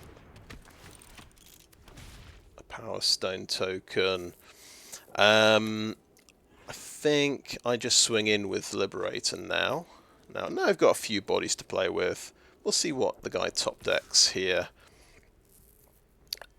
He can top deck an artifact, give that flying. He gets 4 damage. That's 4 damage through. These can all attack. That's block that one and block 2 more. I think that's 6 damage. Then it's the case of what the artifact he top decks does. If he can, yeah, okay, we could be dead. We could be dead, but the longer I wait, the worse it's going to get, I think. So yeah, 4 damage from that, and then he can get through with 2 on the ground as well.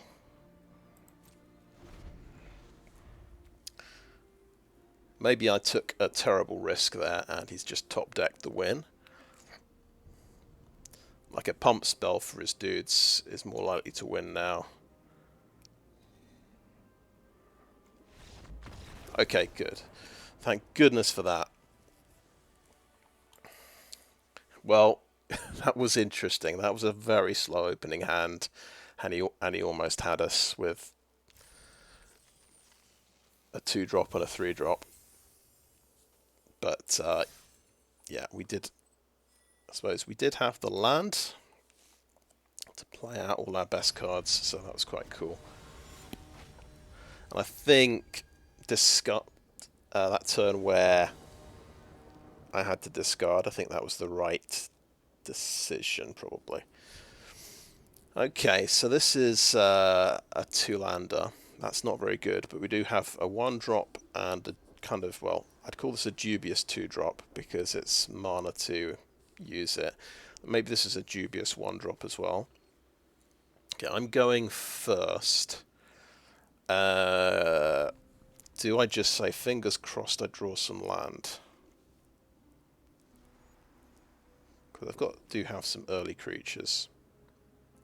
Okay, we're gonna risk it a little bit here because this is otherwise a pretty good hat. Got Painful Quandary. Okay, that's not a land, unfortunately. Swing in for 1. Levitating Statue.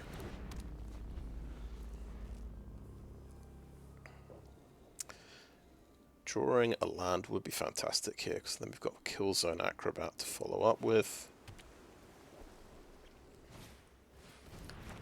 Oh yeah, this guy. Okay, that's not a land.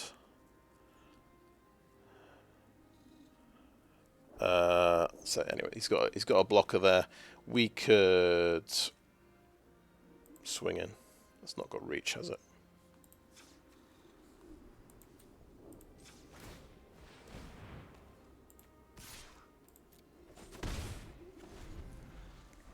So pretty predictably, yeah, we didn't get a land in the top 2 cards. So we may be in for a frustrating game. That's not the worst thing in the world. That draws a card, puts a counter on there. It's a land. Thank goodness for that. We can get going again next turn. And this is good with the Blast-Runner. This can make him a 3/2 menace.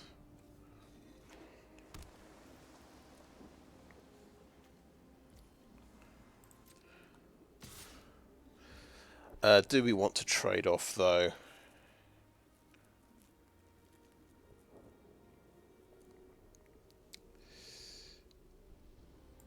Yep. Yep, just going to trade off.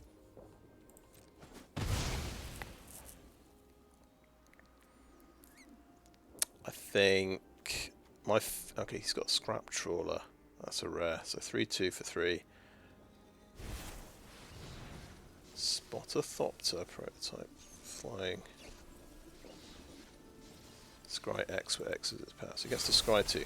That's a decent flyer.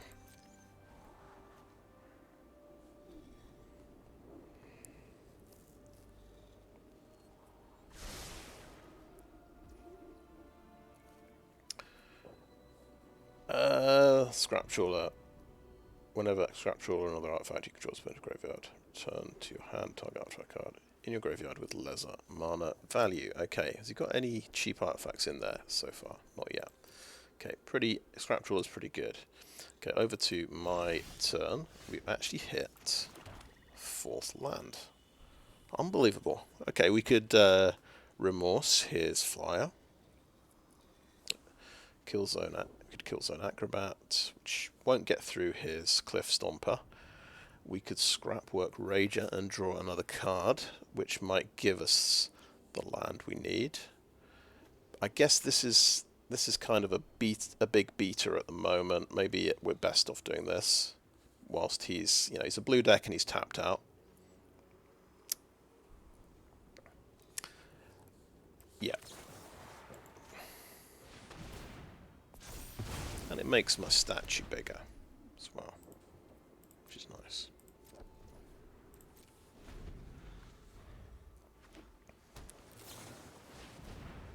He's got another flyer. Okay. He's got a handful of flyers. Just to make me feel silly.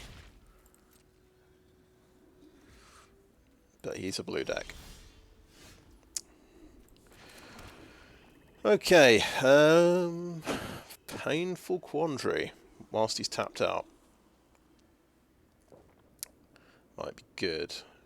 We could Kill-Zone Acrobat and have the mana for this, because this will be a 3/3. But we're actually, by doing this, we're pumping up Levitating Statue. So then it can actually beat the rock in battle. Luckily he does not have 4 mountains yet. Oh my goodness, Blast Zone. Oh. So it's destroy permanents with mana value equal to the number of charge counters on Blast Zone. So he wants to tap that with 4 mana. Oh no. Oh god. Oh god, he's got a 7 mana beater. 6/4 haste. So that's 9 damage coming in. Okay. Maybe we were a little bit too slow. Maybe we were too previous with Overwhelming Remorse. Maybe we have remorse for playing that card. Never mind. Okay, my turn. We have a mountain. So, we got to 6 mana. We could... Right, so... This is a 4/4. You can trade for the Blitz Automaton. We can Scrapwork Rager to draw a card. That might be a good idea. And then we've still got 2 mana to make the statue.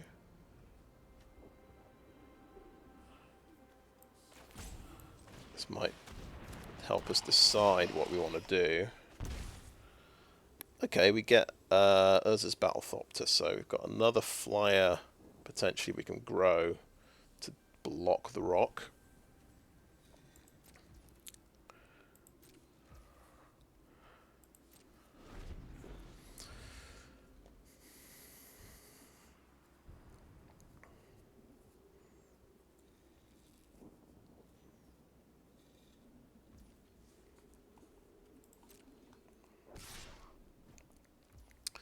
Okay, right. Do we block it with the statue? Feels terrible. Well, next... that's 6 damage coming in. We could let it through, and then with the Acrobat, we can double block that next turn. But we're on 4 life.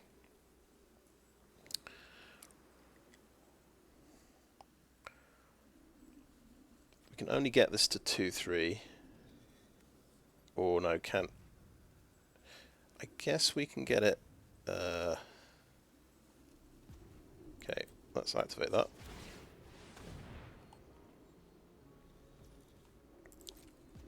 Gonna just block it. Come what may, because he's got the blast zone, right? He's gonna kill it anyway once that's got 2 counters. So I think, yeah, that makes a lot of sense. Okay, over to my turn. Okay, swamp. We are gonna just play these cards because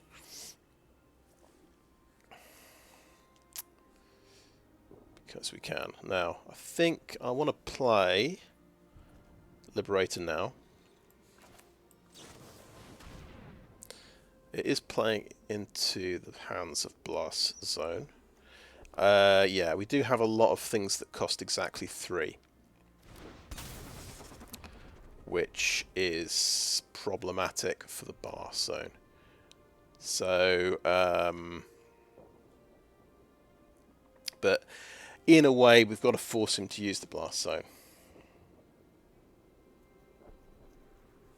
He's just got us in a, in a quandary, to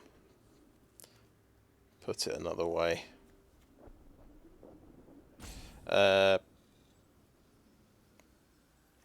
Right, I don't care if this gets blown up.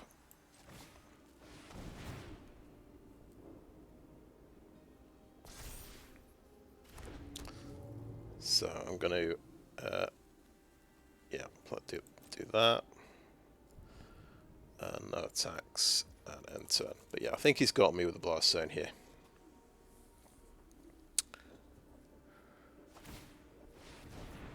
Yeah, put 2 on there, and then he can blow these 2 things up.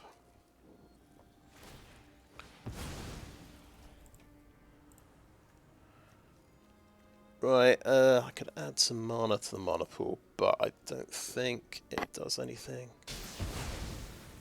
Yeah. So the best thing I can say, he's used Blast Zone now. He's tapped some mana. Okay. So you're gonna discard something now. Okay.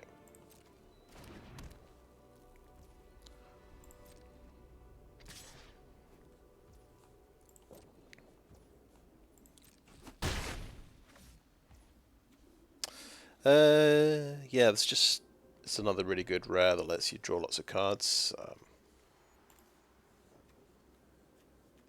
So he's discarded a rare. He's got a rare in hand as well. Okay, he has 1 blue mana left. I think that is a non-artifact creature. We kill this now.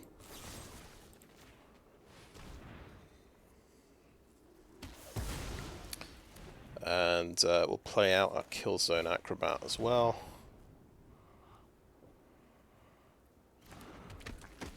And go next. Thank goodness for that. We are still on the back foot a bit. Yeah, he's got the Painful Quandary to worry about, but he's got the advantage here in card draw. Can certainly... Okay, he's got something huge.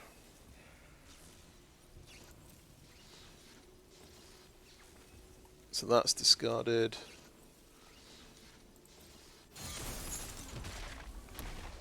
Okay, so he's got... That's the 6/6. Fair enough. So we can't quite double block and kill that, unfortunately.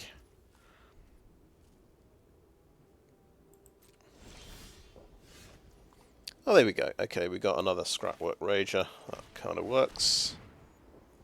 We will need to triple block, which is incredibly risky, but we don't have much of a choice, I would say. I don't know if... I guess I'll hold the mountain just to make him worried.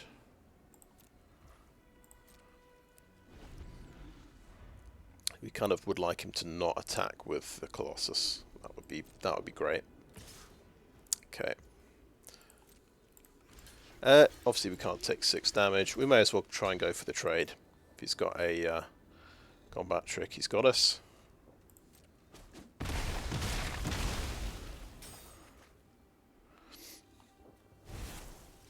Oh, he has depth charge Colossus number 2. Okay. So we're just getting all the big creatures. 5 life. Yeah. Oh yeah, this is the one that's... So that, yeah, that's the prototype costs 6 for this one. Okay, my turn. And we can only do 3 damage. That is unfortunate. Let's play this. Let's play...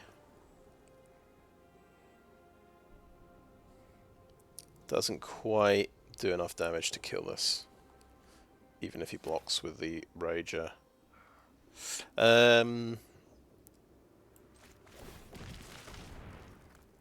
Unearth this guy. We draw a card. We've got 4 mana.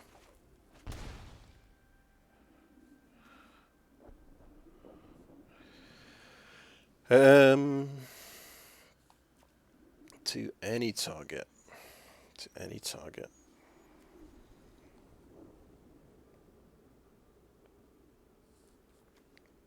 Yeah, I think I've just lost this one.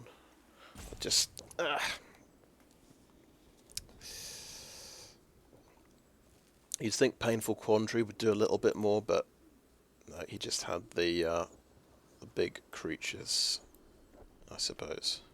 Blitz Automaton as well, yeah. I'm going to play another Scrapwork Rager. Just see what I would have got.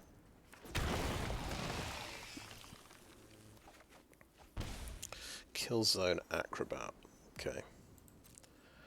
And just right. Good game. No,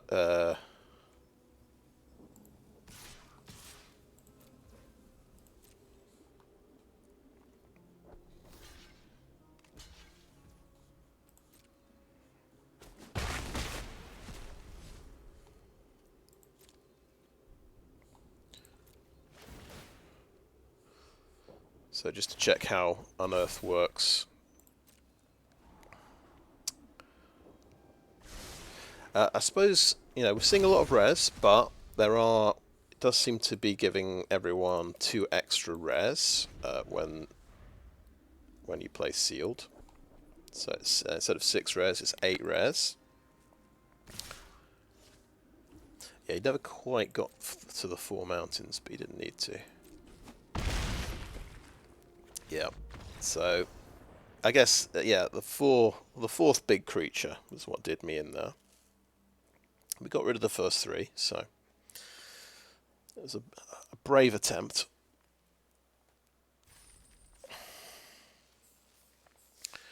Yeah, I think we had a risky opener there, didn't we? We kept a 2-land hand, and I traded my 1/2 goblin for his 2/1. Because maybe that could have been a mistake, because the goblin could have got through for 3 damage, pressured his life total a little bit more. Yeah, I think, but that's fair enough. So this is, I think, yeah, it feels a little bit unlucky to see all these rares on the other side of the board, but I'm playing my own rares, I suppose, as well. I got Painful Quandary a couple of games, so and it is because there are going to be a few more rares, so shouldn't be too surprised by that. Okay, good mana, I would say. We've got an aggressive creature there. We've got an aggressive 3-drop as well. That seems pretty good. And then we've got the statue, maybe for later on. And we're on the draw again. We were on the play the last game. That's when we obviously had the very dodgy opening hand, but we missed a land drop, but that's off on the way. Okay, Argothian Sprite is going to be an irritating little thing.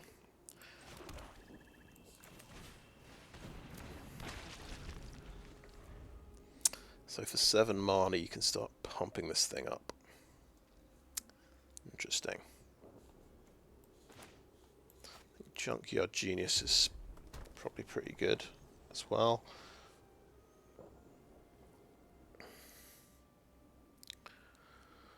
Okay, 3 colours. He's gone for the giant colours. We'll see how this works out for him.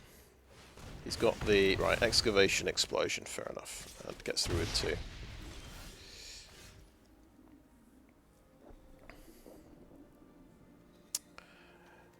I think I want to kind of want to play Junkyard Genius, but I'm not going to obviously trade it off with a Sprite. Yeah, I think it's okay to maybe play this now to absorb the next removal spell. We'll assume he's got another removal spell, and then the Cindermaw can run free with a bit more survivability, perhaps. Aeronaut's Wings. Okay, you can get that flying. It's a 3/2 now. Fair enough. Okay. I can't cast a non-artifact spell, so I can't cast my Painful Quandary. Levitating Statue could come out with the Giant Cindermaw.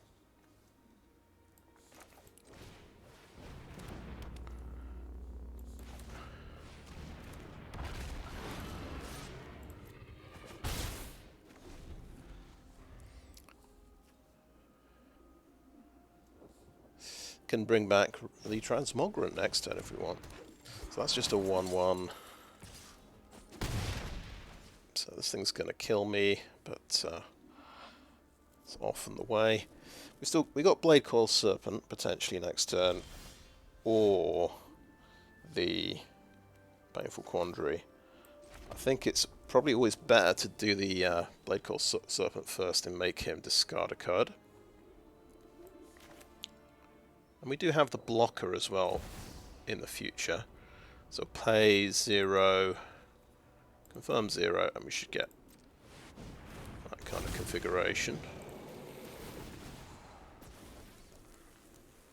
They discard a card. It's a heavyweight demolisher, 8 mana 2. Unearth that. 2 cards left. And we take the lead on in terms of life. He's up to 6 mana now. He can't quite pump this yet. Oh, no, he can. Tap an untapped artifact or creature you control. Powerstone Fracture, okay. So he sacked his mana to kill that big thing.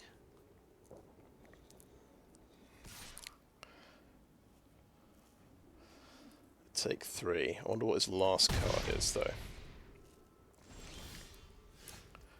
So we just play the Painful Quandary now. Makes the statue a bit bigger. This guy's got a block. And did I make a little blunder there? Because, yeah, I could have sacrificed a Powerstone and got through with Menace for lethal. He does have the Painful Quandary. He's in the Quandary zone. Been very lucky to get this, I think, 3 games in a row. Now you've got to discard a card to do that now. Discarded, no one left behind. It's good to see. And we can do this a few ways, but we are going to activate this and swing in. Yeah. We did it. We did it. Cool.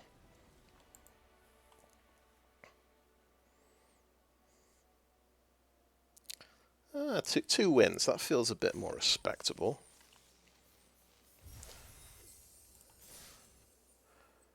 I suppose we're better than my first attempt in Dominaria United. So we can get 600 gems. We'll try not to think about how many more gems we get if we get a win. But yeah, the deck's okay. It's a little bit of a maybe a Prince format where the mythics and rares kind of dominate proceedings, and I got my overpowered rares that game. Okay, this looks like a pretty nice opening. Yeah, let's keep this hand, definitely. I'm on the draw again. What a surprise.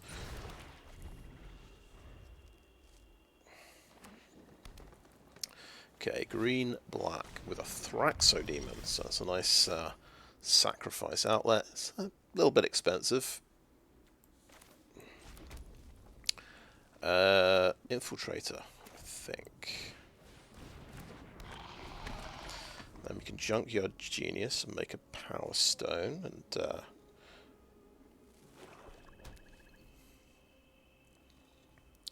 that is something we can blow up as well.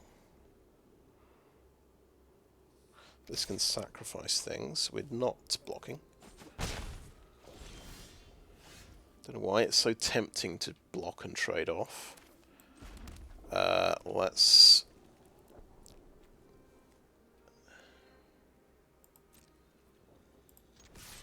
attack. And I'm gonna Junkyard Genius here. The Dragon Engine's a pretty defensive option, but let's ramp stuff out.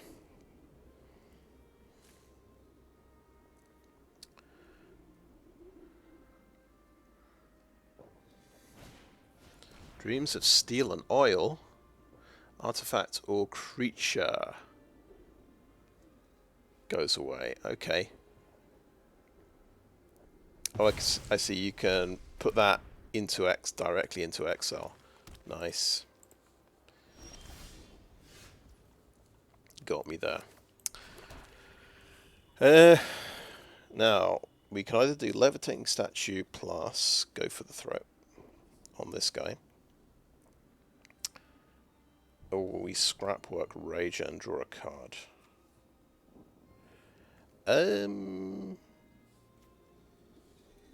That seems terrible.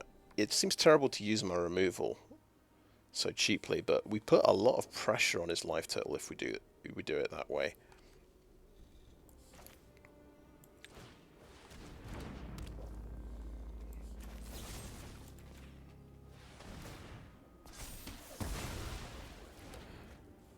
Right, 4 damage.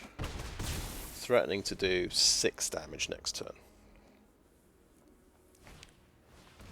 Okay, it's only a 1/1. It helps him get his land into play. He's found an island, which is pretty huge for him.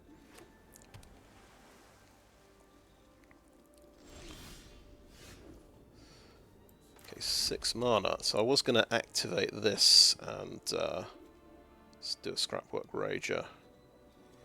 Giant Cindermaw puts a lot of pressure on the board, but no, I'm going to do this. I'm going to do the Rager.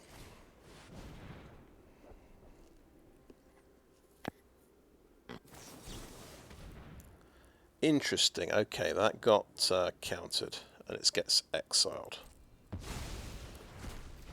Fair enough. Levitating Statue. Activate. Swing like that. We'll keep the Gixian Infiltrator back.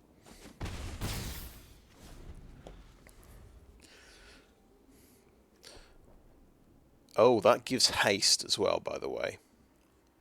So you can spend 6 mana, play this, haste it for the cost of a Powerstone. Ah. Can he sacrifice another creature artifact?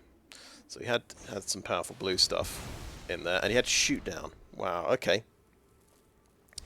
Got me pretty good there. We've only got 6 mana, so it's a choice again. Do we want to...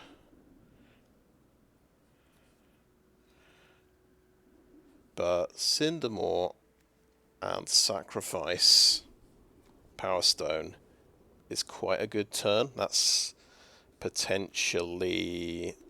that's a lot of damage going through, I think. I think that's about 8 damage through. So, yes, I think... let's just look at this. Yeah, I think... right, I'm going to do it, and I assume that the Powerstone can be used to power an ability. We're going to do that and sacrifice the Powerstone.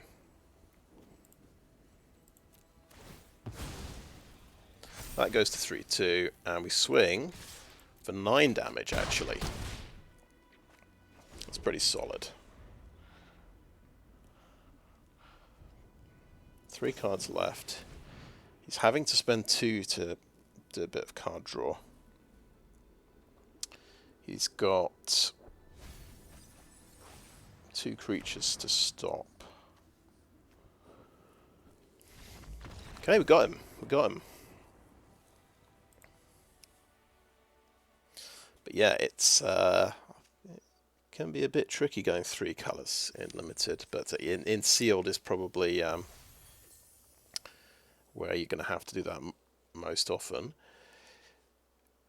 But yeah, in Brothers War you've got a lot of artifacts to kind of fill slots, so it's maybe a bit more viable to go just 2 colours in this set. So that's nice. The jump from 2 wins to 3 wins, that's where you go from 600 gems to 1200. That feels pretty good. We got to 50-50.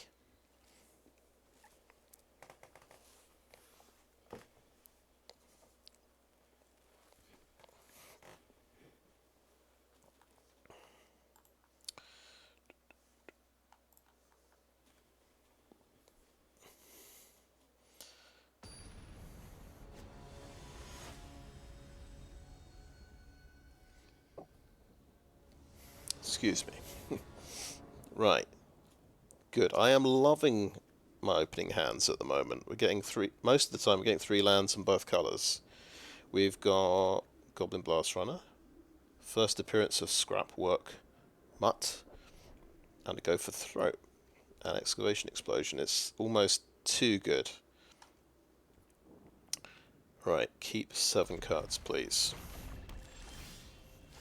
We have... I reckon we have 1 land too many. That's what... so the Scrapwork Mutt can discard.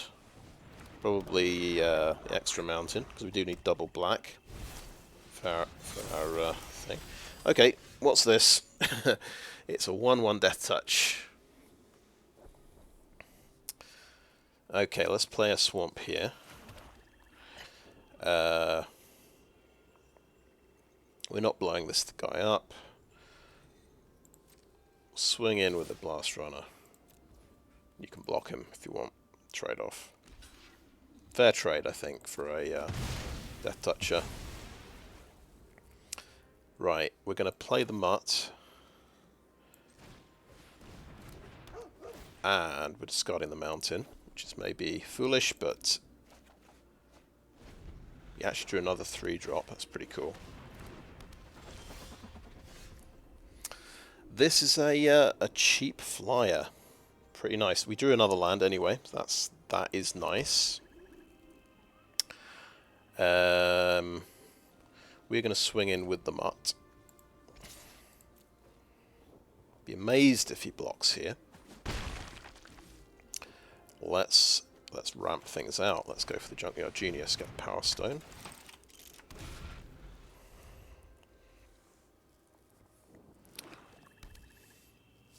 Is it mono black, do we think? So this is another possibility. You might even, with enough artifacts, you could just go mono black. Another Thopter. Oh my god. Right.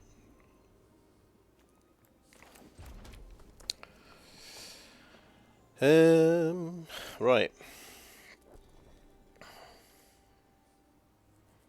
Junkyard Genius. He might want to kill the Junkyard Genius here.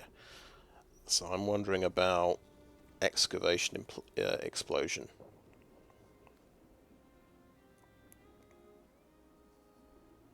Which means I can't play a Kill-Zone Acrobat, unfortunately.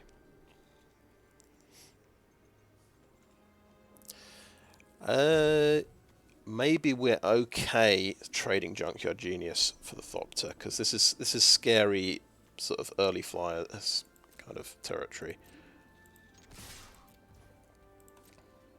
Junkyard Genius does race quite well when you keep him on the board. But we'll play the Kill-Zone Acrobat now.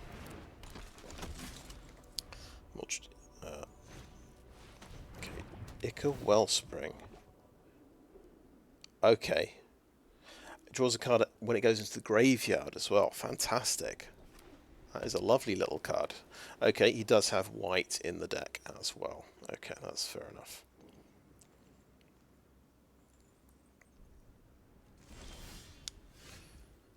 Okay, he's got sort of untapped mana here.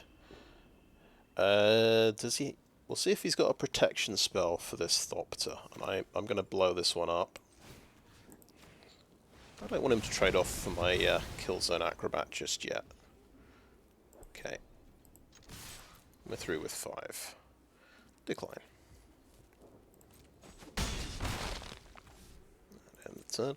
So these can pop out again, swinging for 2 damage with haste for a couple of mana. Okay, it's 3 colours, green. And he is going to do that. Is he going to sacrifice it?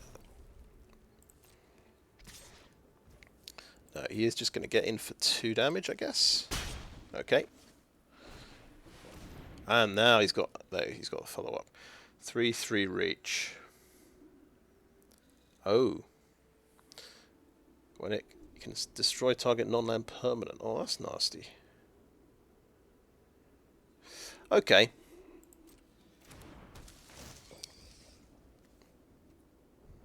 Because this has to sacrifice a creature, you see. And it's bye-bye to the Kill-Zone Acrobat. Fair enough. He's got a couple of cards left. But that's a non-artifact creature. I'm quite happy to kill that at the end of his turn. He's going to gain 3 life.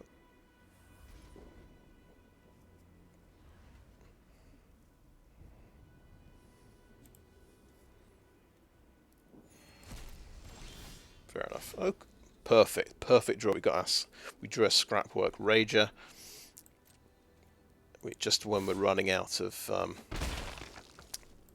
momentum. Okay, we'll play the Swamp. Whatever. Now we do want a land to discard if the Mutt is going to die. Oh, he's got Painful Quandary as well. And a 3/1. Nice. Okie doke.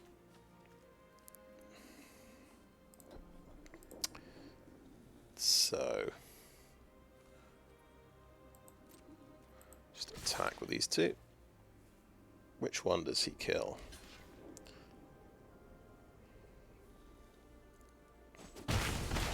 Okay, 2 damage through. What is this again? Oh yeah, he can bring his Thopter back. So we've got a. I'm not going to spend any life. I think I can discard this Swamp.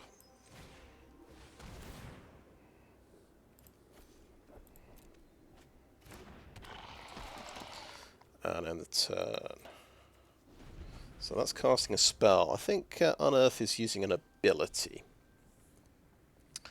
So we should be okay with the Rager, I feel like. Oh, Phyrexian Dragon Engine, you say? Let's play the Rager first. Let's draw something.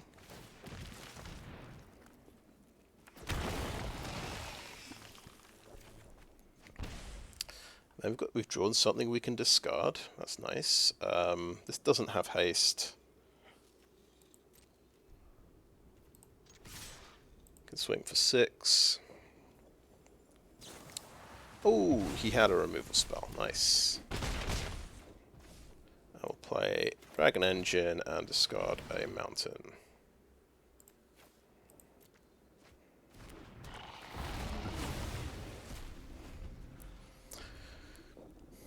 Ah, he's got a top deck something good here. We got him. Okay.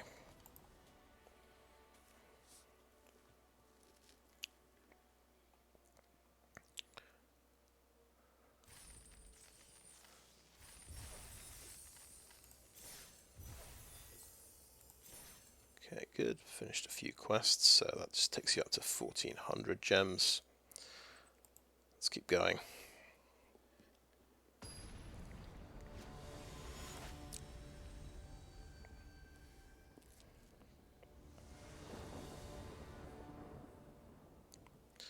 Okay, 2 Goblin Blast-Runners, a Kill-Zone Acrobat, and maybe too many lands, but we will keep this. We are on the draw once again.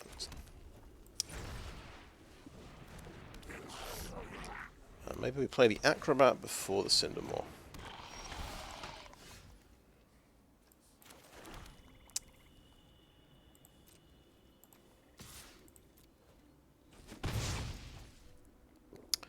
And we'll play the, I mean, we could play the Levitating Statue because it sort of fits in a bit better. But this is an extra point of damage and a potential trade. I think, yeah, we'll play the Goblin.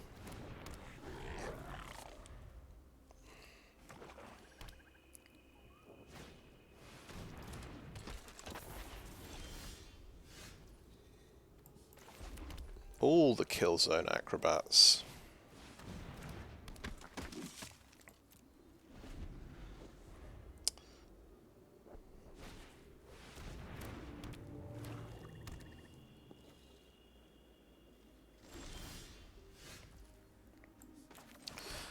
Okay, 4 mana.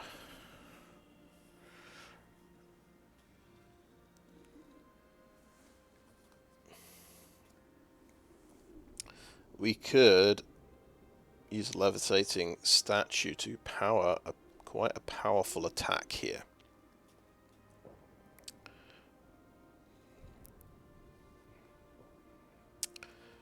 Or we could build up. We could build up a bit more. Let's go for another Kill-Zone Acrobat. I think that suggests, yeah, I'm not attacking with this one. No attacks.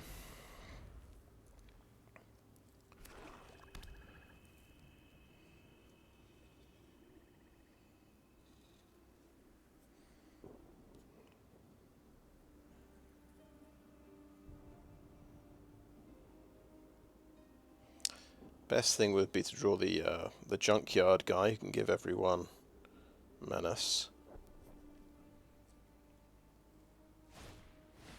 Sky Strike Officer, so 2/3 flying. Whenever you okay, when he attacks, he makes stuff. That's pretty cool.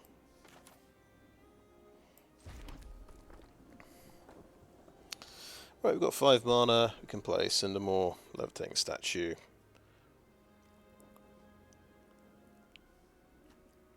Do we just sack the statue? It's kind of because it is just going to be a 1/1 flyer.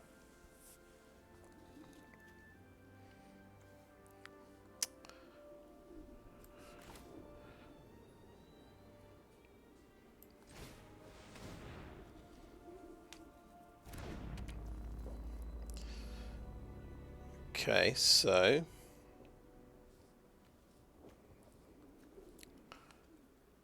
I think swing with everything.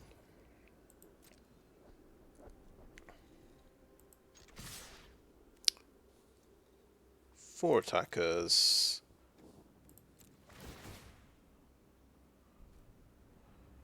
Yeah, pop the Levitating Statue. But we'll decline on that one. So it's just on the ground. Yeah, trade off there, fair enough. At least that's, that's something that can get pumped up and be scary. 9 damage through, playing a Giant Cindermaw.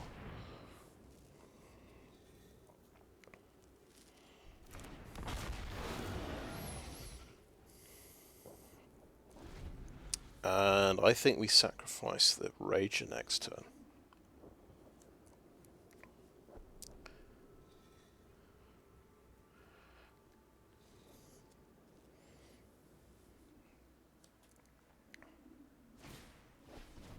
Okay, cool. He's used his removal on there. That's fair enough. And so his removal has come out to play. Fair enough.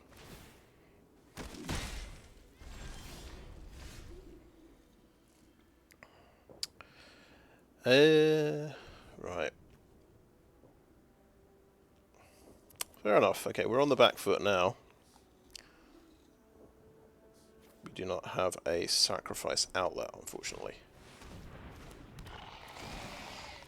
But we can draw cards. Go for the throat is a good one, if we can get away with it.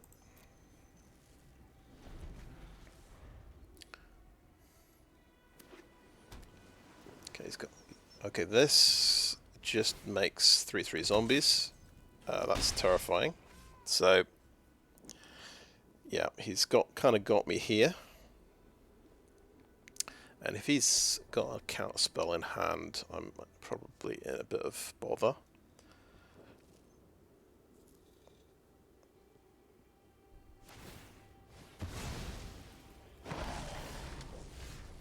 I have my own Transmogrant Altar, which is nice.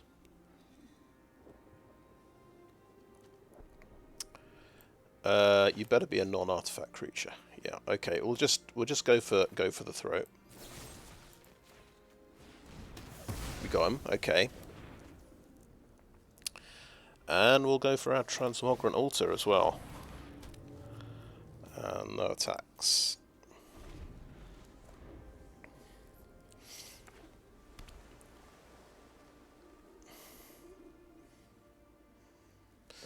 He's got one card in hand. He can make another 3/3 this turn. Oh, Corrupt. Nice. That gives you life gain equal to the number of swamps you've got.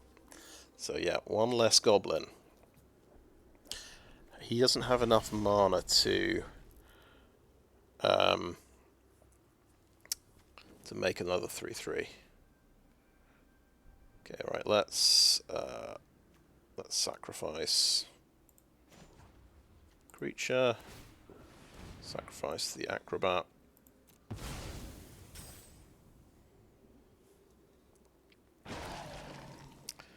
So yeah, the Rager can't attack. So swing in with the Blast-Runner. We'll trade off for something.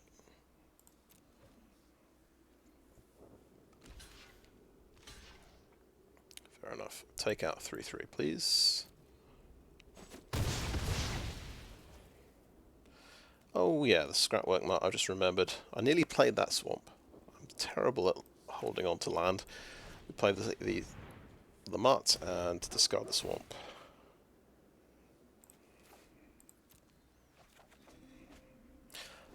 Good draw. We need another land though. Okay, yeah, that's something you can just sacrifice and bring back every turn. That's a pretty good one. I happen to have one myself.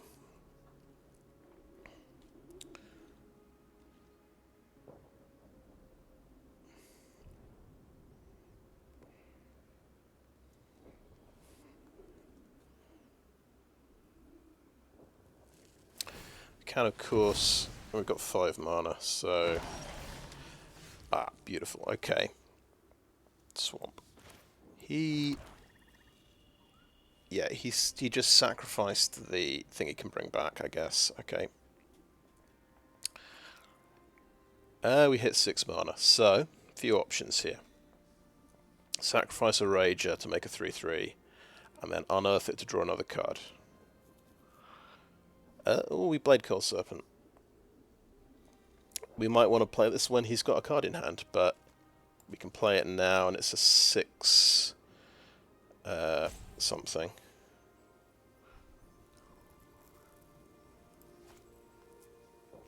(6/4) haste.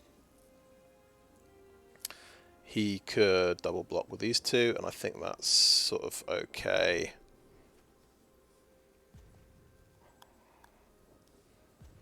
Okay, let's just do this and try not to think about it too much.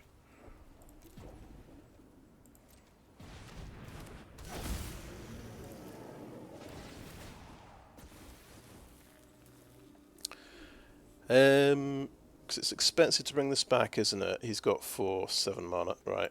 Let's attack with that one and that one. He's got a bit of life to play with. I don't want to give him favourable blocks, so we'll just swing in with that. Let's see what happens.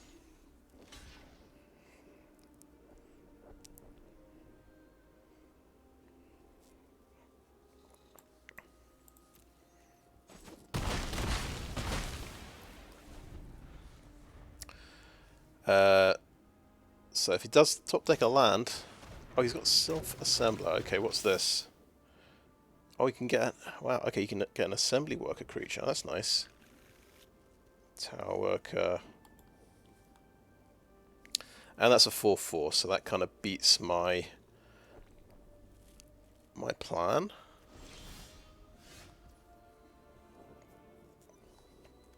Okay, yeah, when it enters the battlefield from your graveyard. Okay, so potentially this is going to draw me 3 cards. After I sacrifice it. But it's also a good thing to swing in with, I think.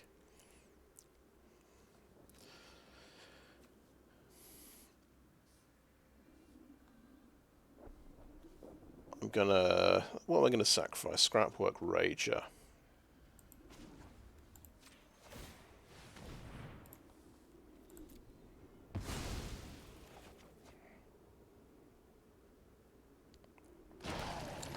Another 3/3 and no attacks.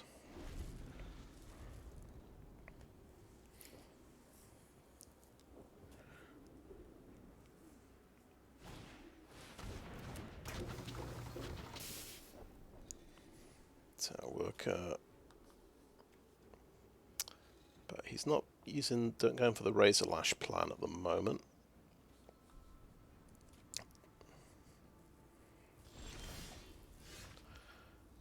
Oh, a Painful Quandary. That seems good. Right, actually the third path Savant can trade off with Dragon Engine. I think I will take that trade. We could play Painful Quandary first. No, I think swing in with a Dragon Engine. It's going to do 4 damage, so it could trade with this guy. But I'm sure I'll trade with Third Path Savant if it comes to it.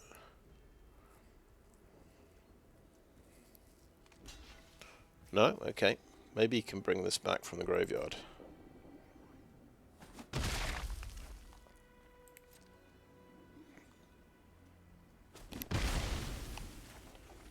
Okay, suddenly that's my 3/3's come back online. So we'll see what he's planning. He might have a counter spell here, but we'll just see. We have had a very good run of playing Painful Quandary. It's been pretty amazing.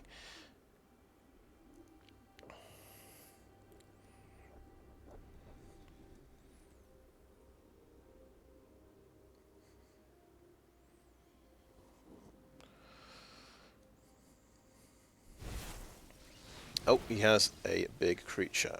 Now, you're going to discard a card. Yep, discarded Combat Courier. Fair enough.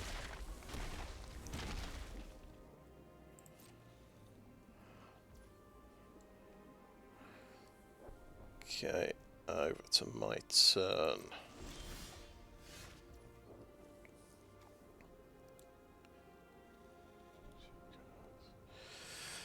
Okay, interesting, that can give things haste. Maybe this card itself is something we want to discard. But I'm going to... I've got 6 mana, so I can Scrapwork Rager. Draw a card. It's a swamp. And I'm going to sacrifice that.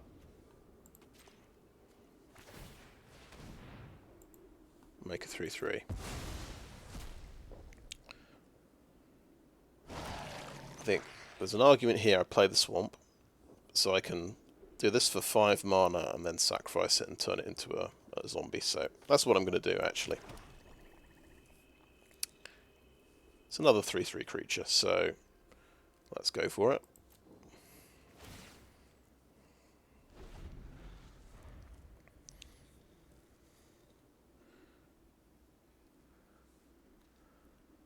So, you can bring this back, you can bring this back.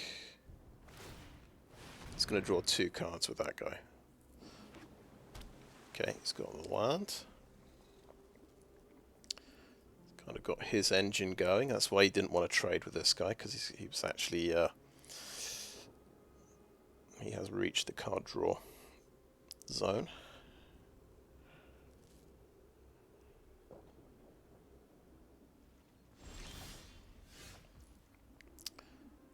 Okay. So one option, we sacrifice the Mutt and unearth it. Discard a mountain. I don't want to play the Dragon Engine yet. Yeah, so sacrifice the Mutt.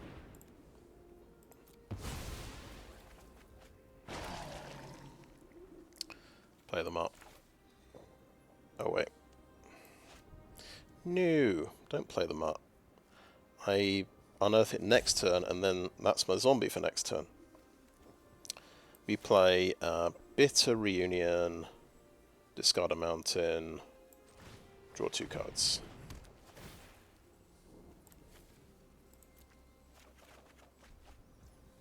Overwhelming Remorse. Cool, okay. This is suddenly fantastic, right? He's only got 1 mana. I think we can take out the Colossus. And just swing in. We could sacrifice that and give this one haste. Yes.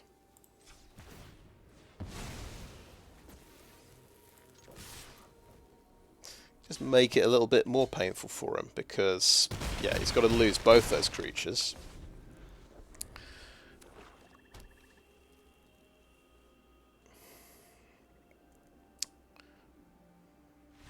Yeah, we got him. Nice.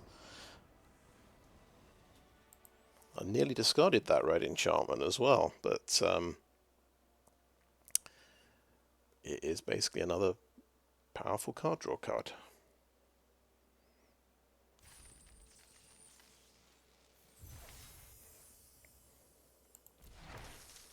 Possible Spider, sure. We're up to 5 wins, 1,600 gems. That is wonderful. It's beyond what I could have dreamed, especially after reaching 1 win and 2 losses. Oh, here we go. Opponent goes first. I've got a Swamp and a Mountain, but only 2 land. We've got the Fast Start. We've got the Blast-Runner and the Infiltrator. And a removal spell. I think because we're drawing that extra card, we keep this.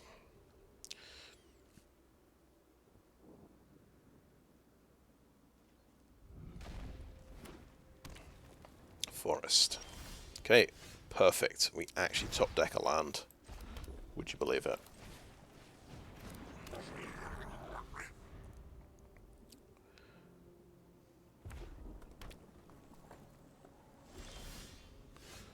Oh, Junkyard Genius. That is a nice one.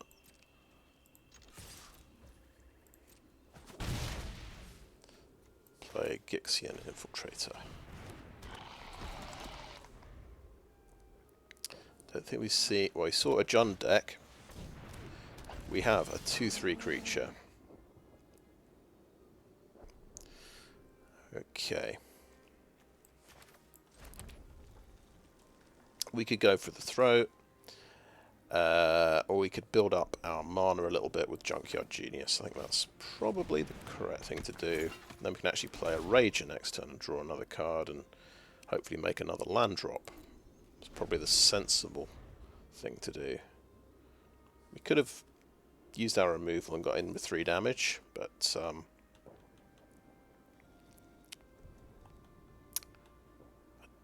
don't think, probably not the right thing to do. He's blown up, right, fair enough. Makes sense. Sensible target to go for, I think. Now, we could do a double spell here. Go for a 2/2, double strike. and go for the throw on its blocker. We could sort of, fingers crossed, he's used his last removal spell. Yeah, okay, I'm going to go for the double strike guy, because I mean this does 4 damage as well as the Cindermaw. And is that a non-artifact creature? Thank God it is. Otherwise, yeah, that would have been embarrassing. Right, in for 3.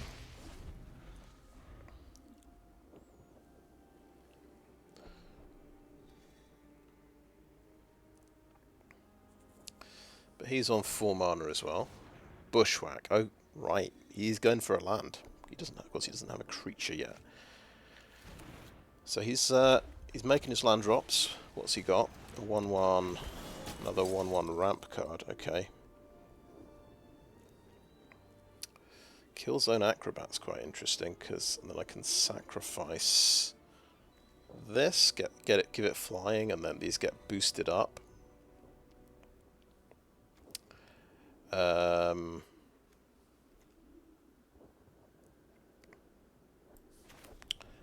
I think it's the Acrobat, honestly. And we'll just attack with these 2.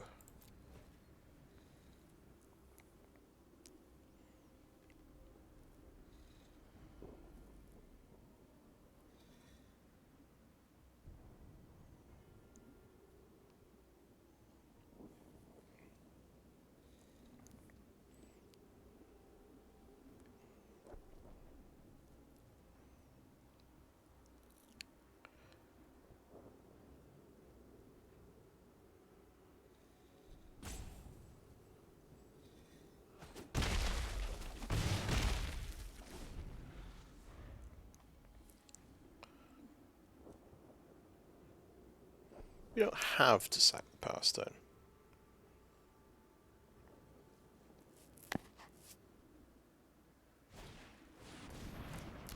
Okay, he's got something big and threatening.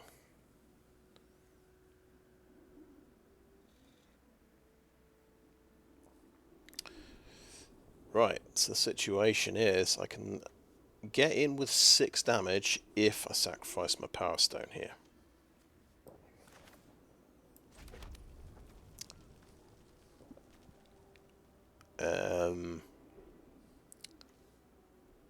I'm going to play Scrapwork Rager. That might be the right call. And then we're going with Acrobat, Goblin Blast-Runner, 2 attackers, sacrifice a Powerstone, 6 damage.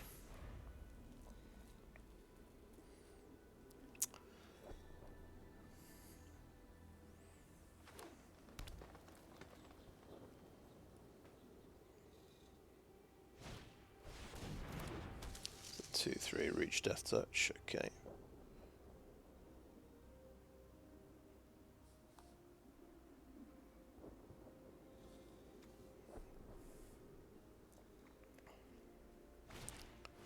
And an Argothian Sprite.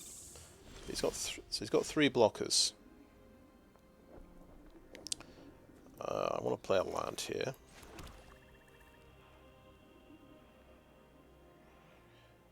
Most aggressive thing to do, play Cindermaw, sacrifice the Cindermaw, attack with everything. This has got Menace. This has got Flying. Flying gets blocked there. That's 3 damage through.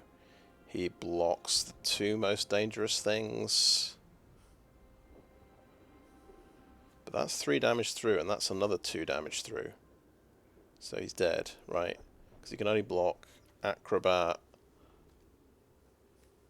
Yeah, that's 5 damage. That's I think. Okay, let's do it. He doesn't have lifelink or anything crazy like that. Or okay, all attack. Yeah, all attack and Sacrifice that because it gives the Goblin Menace. That's the crucial thing. Yes, he can block the flyer. Yeah, he's got Menace, I'm afraid.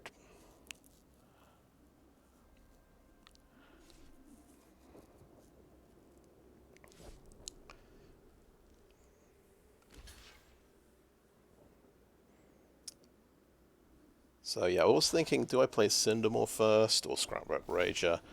Technically, should have played Cindermaw first and then the Rager, because I don't care if I sacrifice the Rager.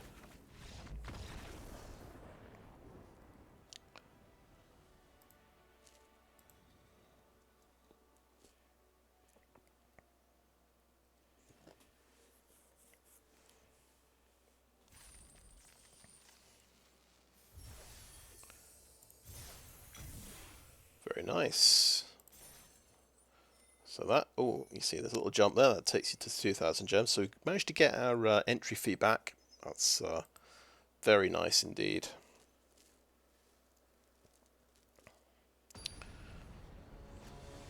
It's a good start.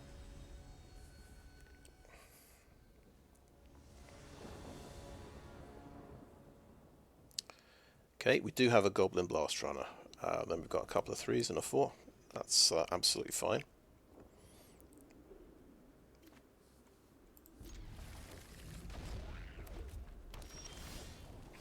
Another Goblin. Very nice.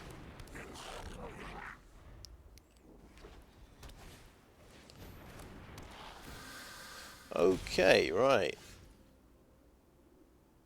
That's a nice dude he's got there. Okay. Another Goblin, no attacks. So, do we Junkyard Genius next turn? Dragon Engine, okay. It's not attacking, okay. I've got actually quite a few sacrifice options.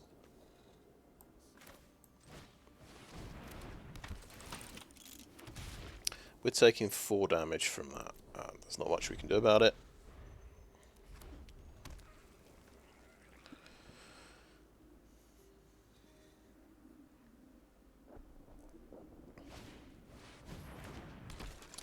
So this guy has got a pretty aggressive deck, I would have to say. He can obliterate me with this Dragon Engine, but he's not attacking.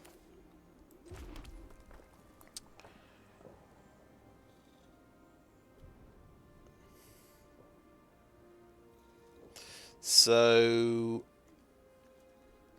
let's play the altar. I'm thinking we start sacrificing goblins and turning them into 3/3s to try and just match his Dragon Engine. It would be different if we had, you know,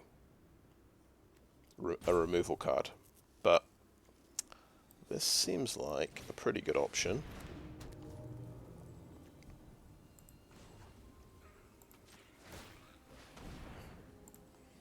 Upgrade my goblins. This attacks, he just double blocks and kills it, unfortunately. So first strike is very handy, gotta say.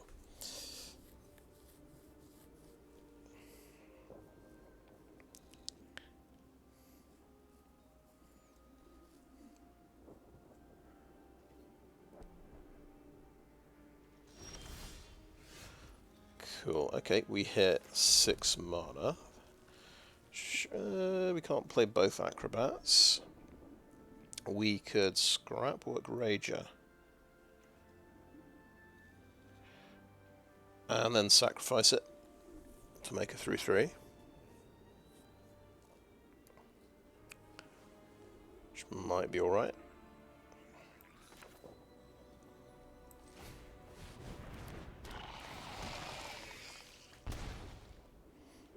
Okay.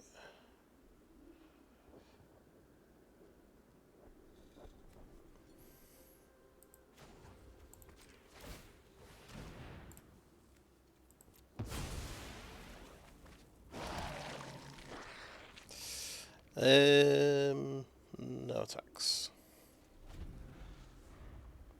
Then we can do that again next turn, the Unearth ability. Pretty ridiculous. Okie doke, you've got a 2/2 first strike. I guess show me the combat trick. Go ahead and show me the combat trick.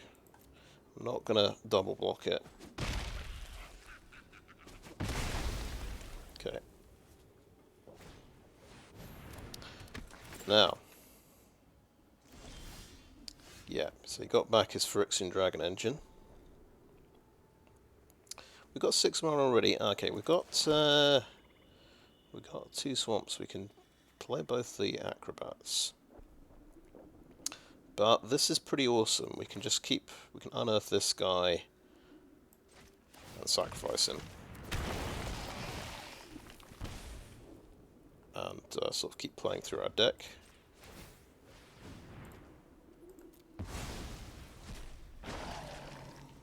It's pretty cool. And you don't have that first striker this turn, so I'm going to swing in with a Goblin. Seems like a good plan. And maybe a 3/3 as well.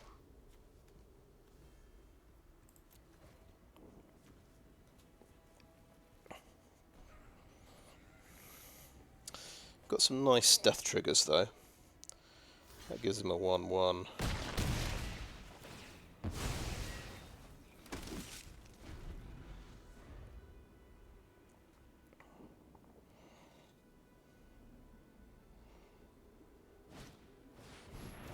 Back.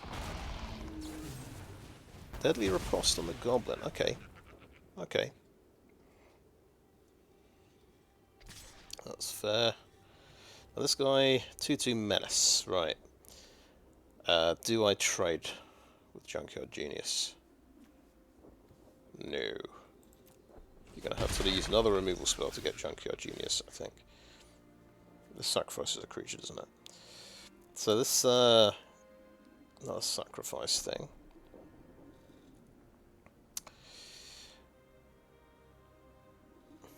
Right, let's just figure out. We want to, for our combo, we kind of want to do 6 mana. We've got 8 mana. Okay, yeah, let's play a mountain. That's fine. Let's play Scrapwork Rager. Let's draw another Scrapwork Rager, that seems good. Let's sacrifice the Rager. And we'll play Elsewhere Flask as well. Ooh, and we found Go for the Throat. That could be very useful.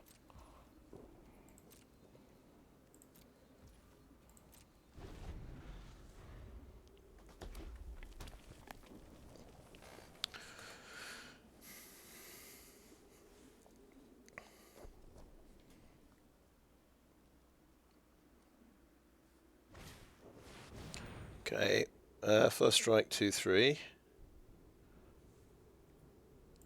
And this is incredible with Phyrexian Dragon Engine, by the way.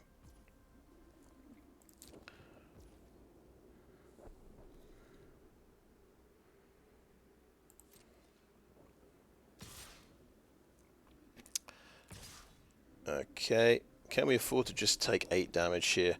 What we could do is double block and trade both of these for the Dragon Engine, which is kind of the dangerous thing. We could take 8, trade off with Loran, because we do have a Go for the Throat as well. That is an artifact creature, so it cannot. I cannot kill that with Go for the Throat. Okay.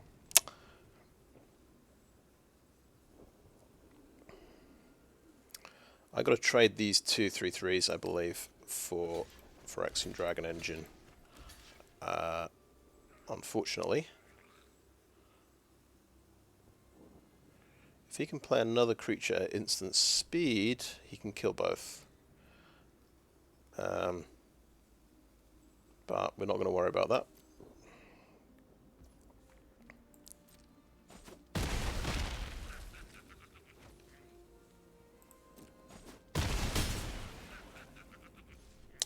He's doing a good job of whittling down my dudes. Even though I'm just making a 3/3 every turn and drawing cards every turn. Okay, because we're drawing a lot of cards, I think we can keep playing the land, because the more stuff we have, the more stuff we can play. We obviously want to sacrifice that to make a 3/3. And we can hold up mana for go for the throat. Or we can just kill this now. Because he can... Yeah, if we tap out... I think, whilst his white mana's tapped, I'm going to just kill this guy. So he's definitely a bit problematic for my side of the board. It's quite hard to deal with.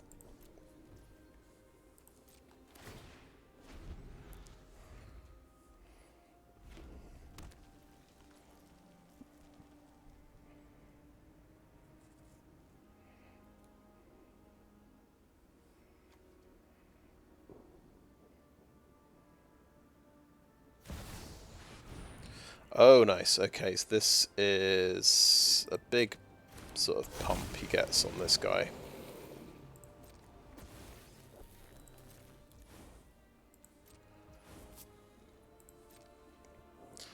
So, yeah, 5 damage through there. We just have to double block this and lose our guys. That is all there is to it, unfortunately. As long as it doesn't have first strike, we're okay. That's quite a lot of damage through because that's trampling. Down to 4.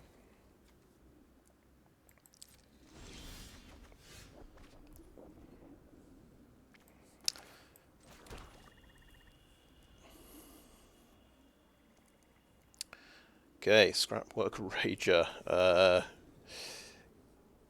Do we have 10 mana here? 5, 9, 10. We do actually have 10 mana. We can play both of our Kill-Zone Acrobats. We lose a life point.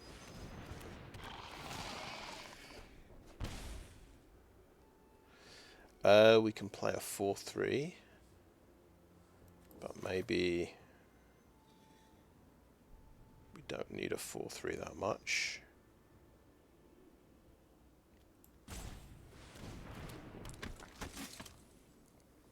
Just going to try and trade off with Loran and double block.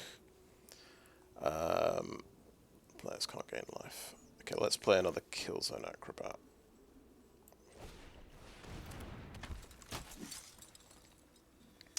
But what an interesting game here.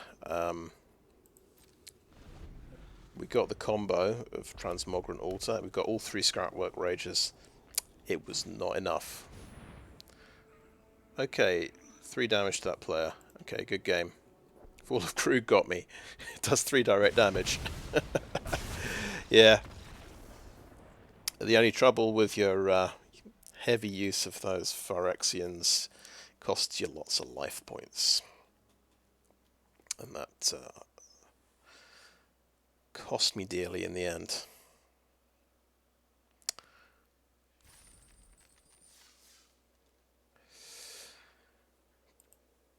But that was fun. Always helps when you do quite well.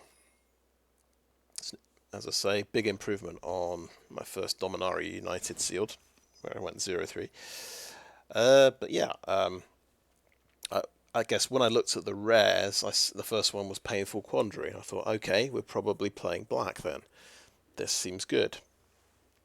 And there's Bladecoil Serpent as well, which is good with black. It's just a case of, did we want to play black, red and blue, black and blue? I thought there's quite a lot of support for the black-red sacrifice deck. So you've got some sacrifice payoffs. You've got the 2 Blast-Runners. You've got Gixian Infiltrator. And then you've got You have fodder, you have things you can sacrifice. We didn't see Razorlash Transmogrant, but this is potentially a late game thing you could sacrifice. But mostly it was our Scrapwork Rager, which is very nice because you get to draw a card, and then you get to draw a card again when you unearth it, and then sacrifice it again. So fantastic fodder card. Scrapwork Mutt as well. It's good potential fodder, and we realised that our payoffs here, the Goblin and the Infiltrator, only care about permanence. So it means Bitter Reunion, an Elsewhere Flask. These permanents that can just sacrifice themselves very cheaply are pretty good. Also, and these ones, the important thing is they replace themselves. That you get to draw the card. So these are definitely worth including just as payoffs for my just as fuel for my payoffs here. The one we didn't include was Supply Drop because it just seemed a little bit too expensive. And the ultimate sacrifice payoff was Transmogrant Altar. We saw that some serious Transmogrant Altar action in the last game, but it wasn't quite enough, unfortunately. I never thought about sacrificing a creature for mana. Maybe that would have been good at some point. That could have let me double spell at a crucial point, and yeah, maybe get those Kill-Zone Acrobats out of my hand. Yeah. And of course, yeah, Kill-Zone Acrobats are just another sacrifice outlet. We saw that, I think, in the second to last game. I could just play and sacrifice my Giant Cindermaw to give one of these flying, and then the crucial damage was actually was done by the Goblin Blast-Runner because it got Menace, and he had didn't quite, he was one blocker short basically. Yeah, so that worked quite well. Didn't get too much out of Levitating Statue. It maybe wasn't quite a Levitating Statue deck because it's pretty heavy on creatures, 15 creatures. It's probably better in a spells deck, but still, it's a flyer that grows, and it only costs 2 mana, so it seems pretty awesome for limited. Excavate. Yeah, look at the removal. How to go for the throat.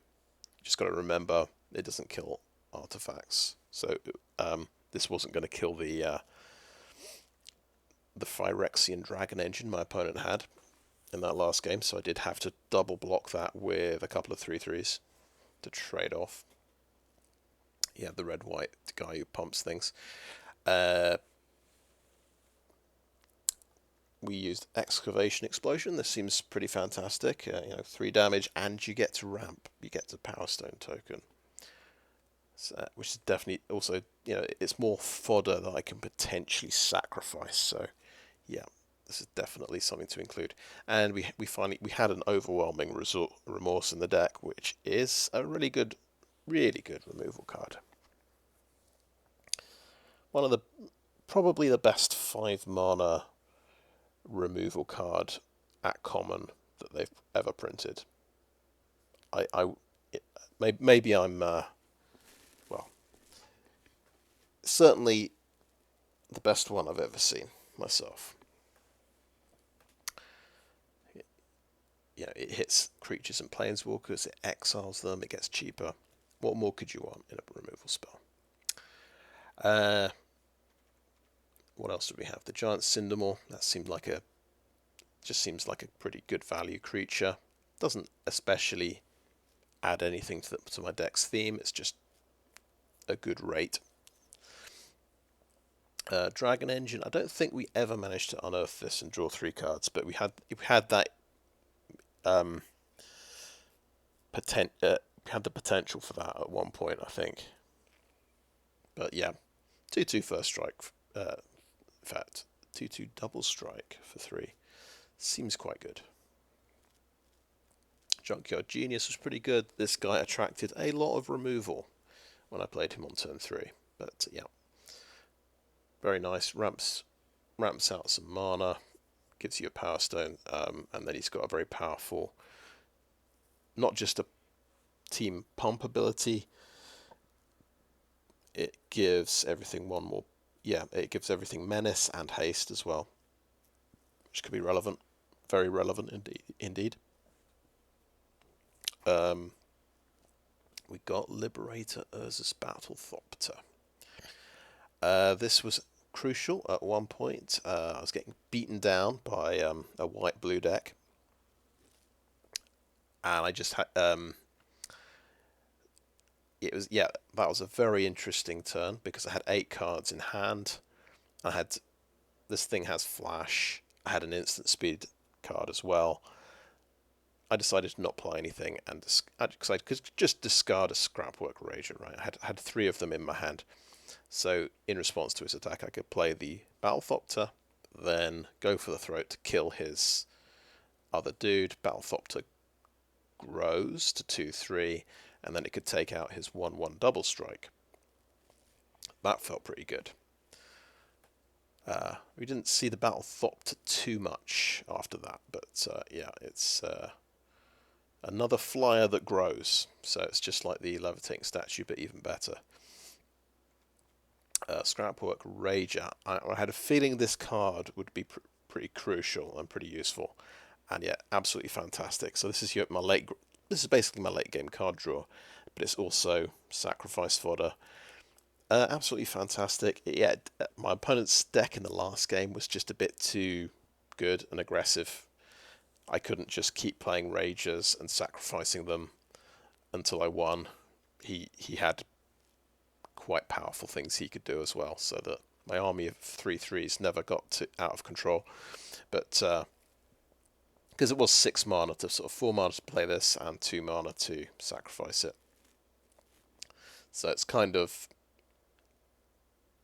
mana intensive, basically, to draw a card and make a 3/3.